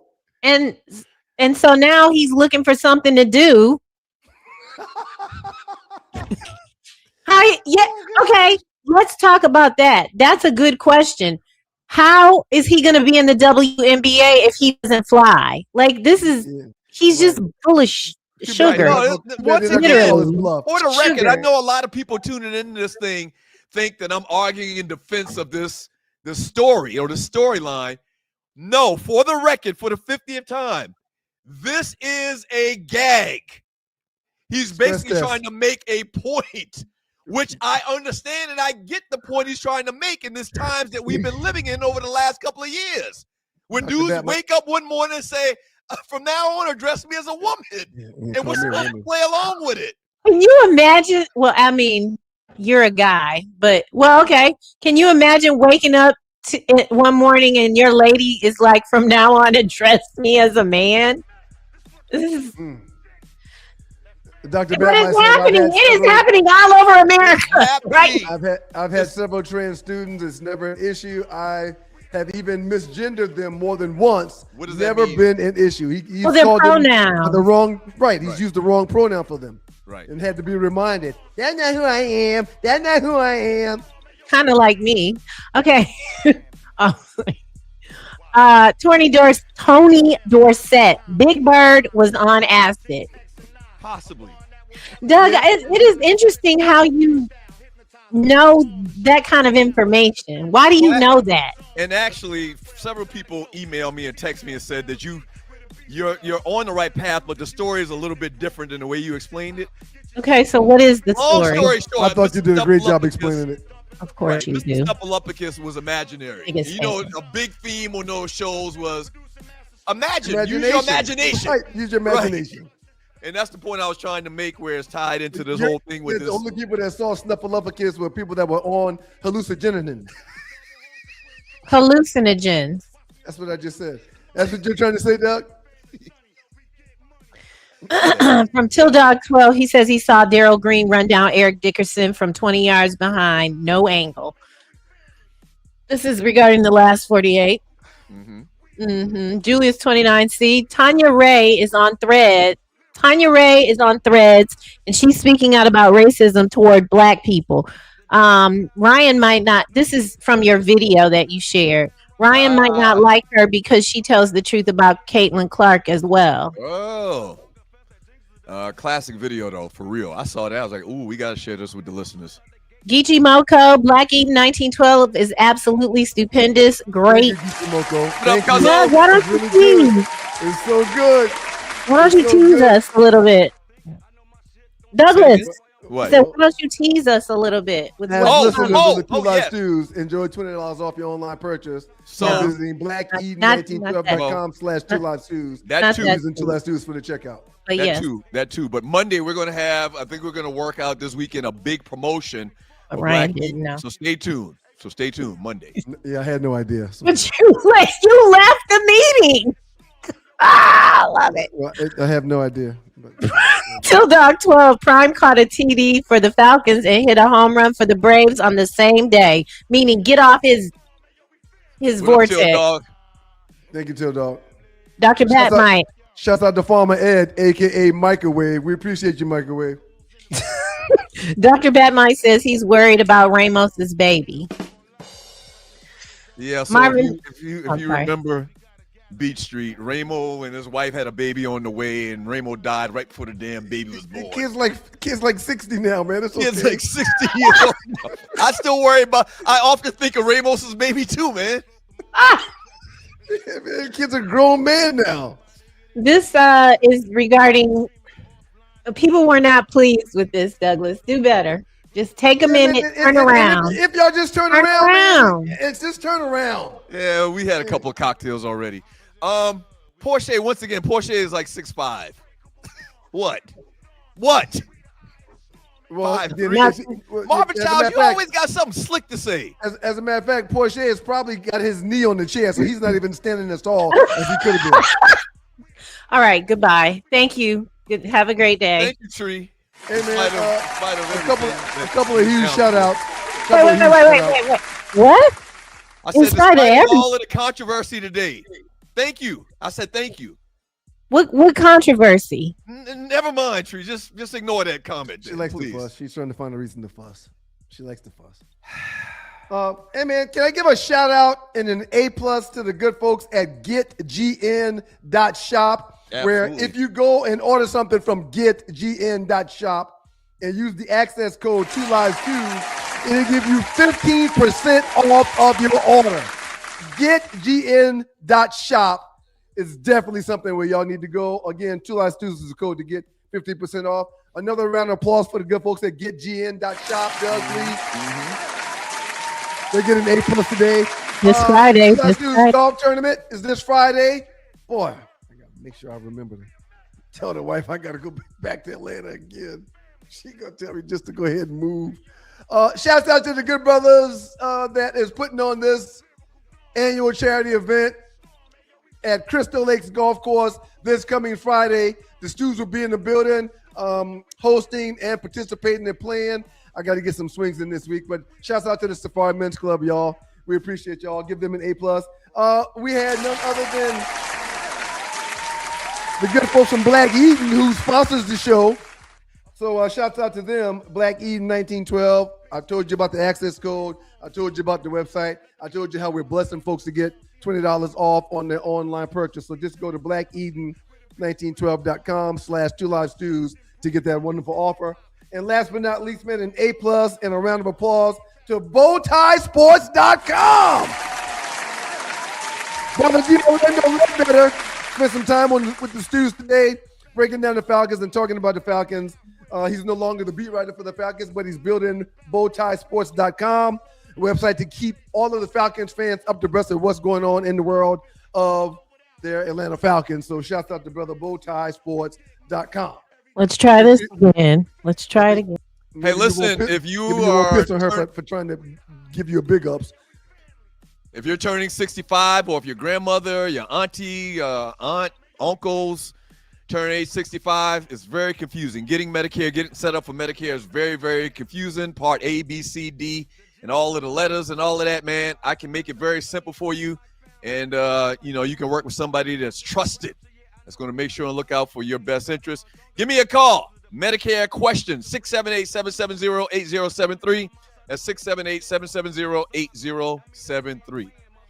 A+ to okay, go ahead, hit the fantasy football league too, man, while we're here. Listen, we're going to kick off these seasons in the fantasy leagues before the season starts, so we got a couple weeks left. If you want to get down with the Stews Fantasy League, email me, sme.dougstewart@gmail.com. You see the prize payouts. Deadline to sign up is August 14th, so you only got a couple days. Deadline for money to be in is August 28th. Yet to be determined. We're going to give the draft day. So a lot of fun, fantasy football. Hit me up in my email, and we'll get you set up. A+ to Tree Taylor, A+ to Arlie Woods, A+ to everybody that gave Super Chat, A+ to everybody that created commentary and conversations in the chat room today, A+ to baby girl who's about to be 11 years old tomorrow, starting middle school the day after that on Wednesday. So A+ to everybody, man. And public service announcement, God is good all the time, and all the time God is good. If you don't know him, you need to find him and show him love, because it's all he's showing you, nothing but love.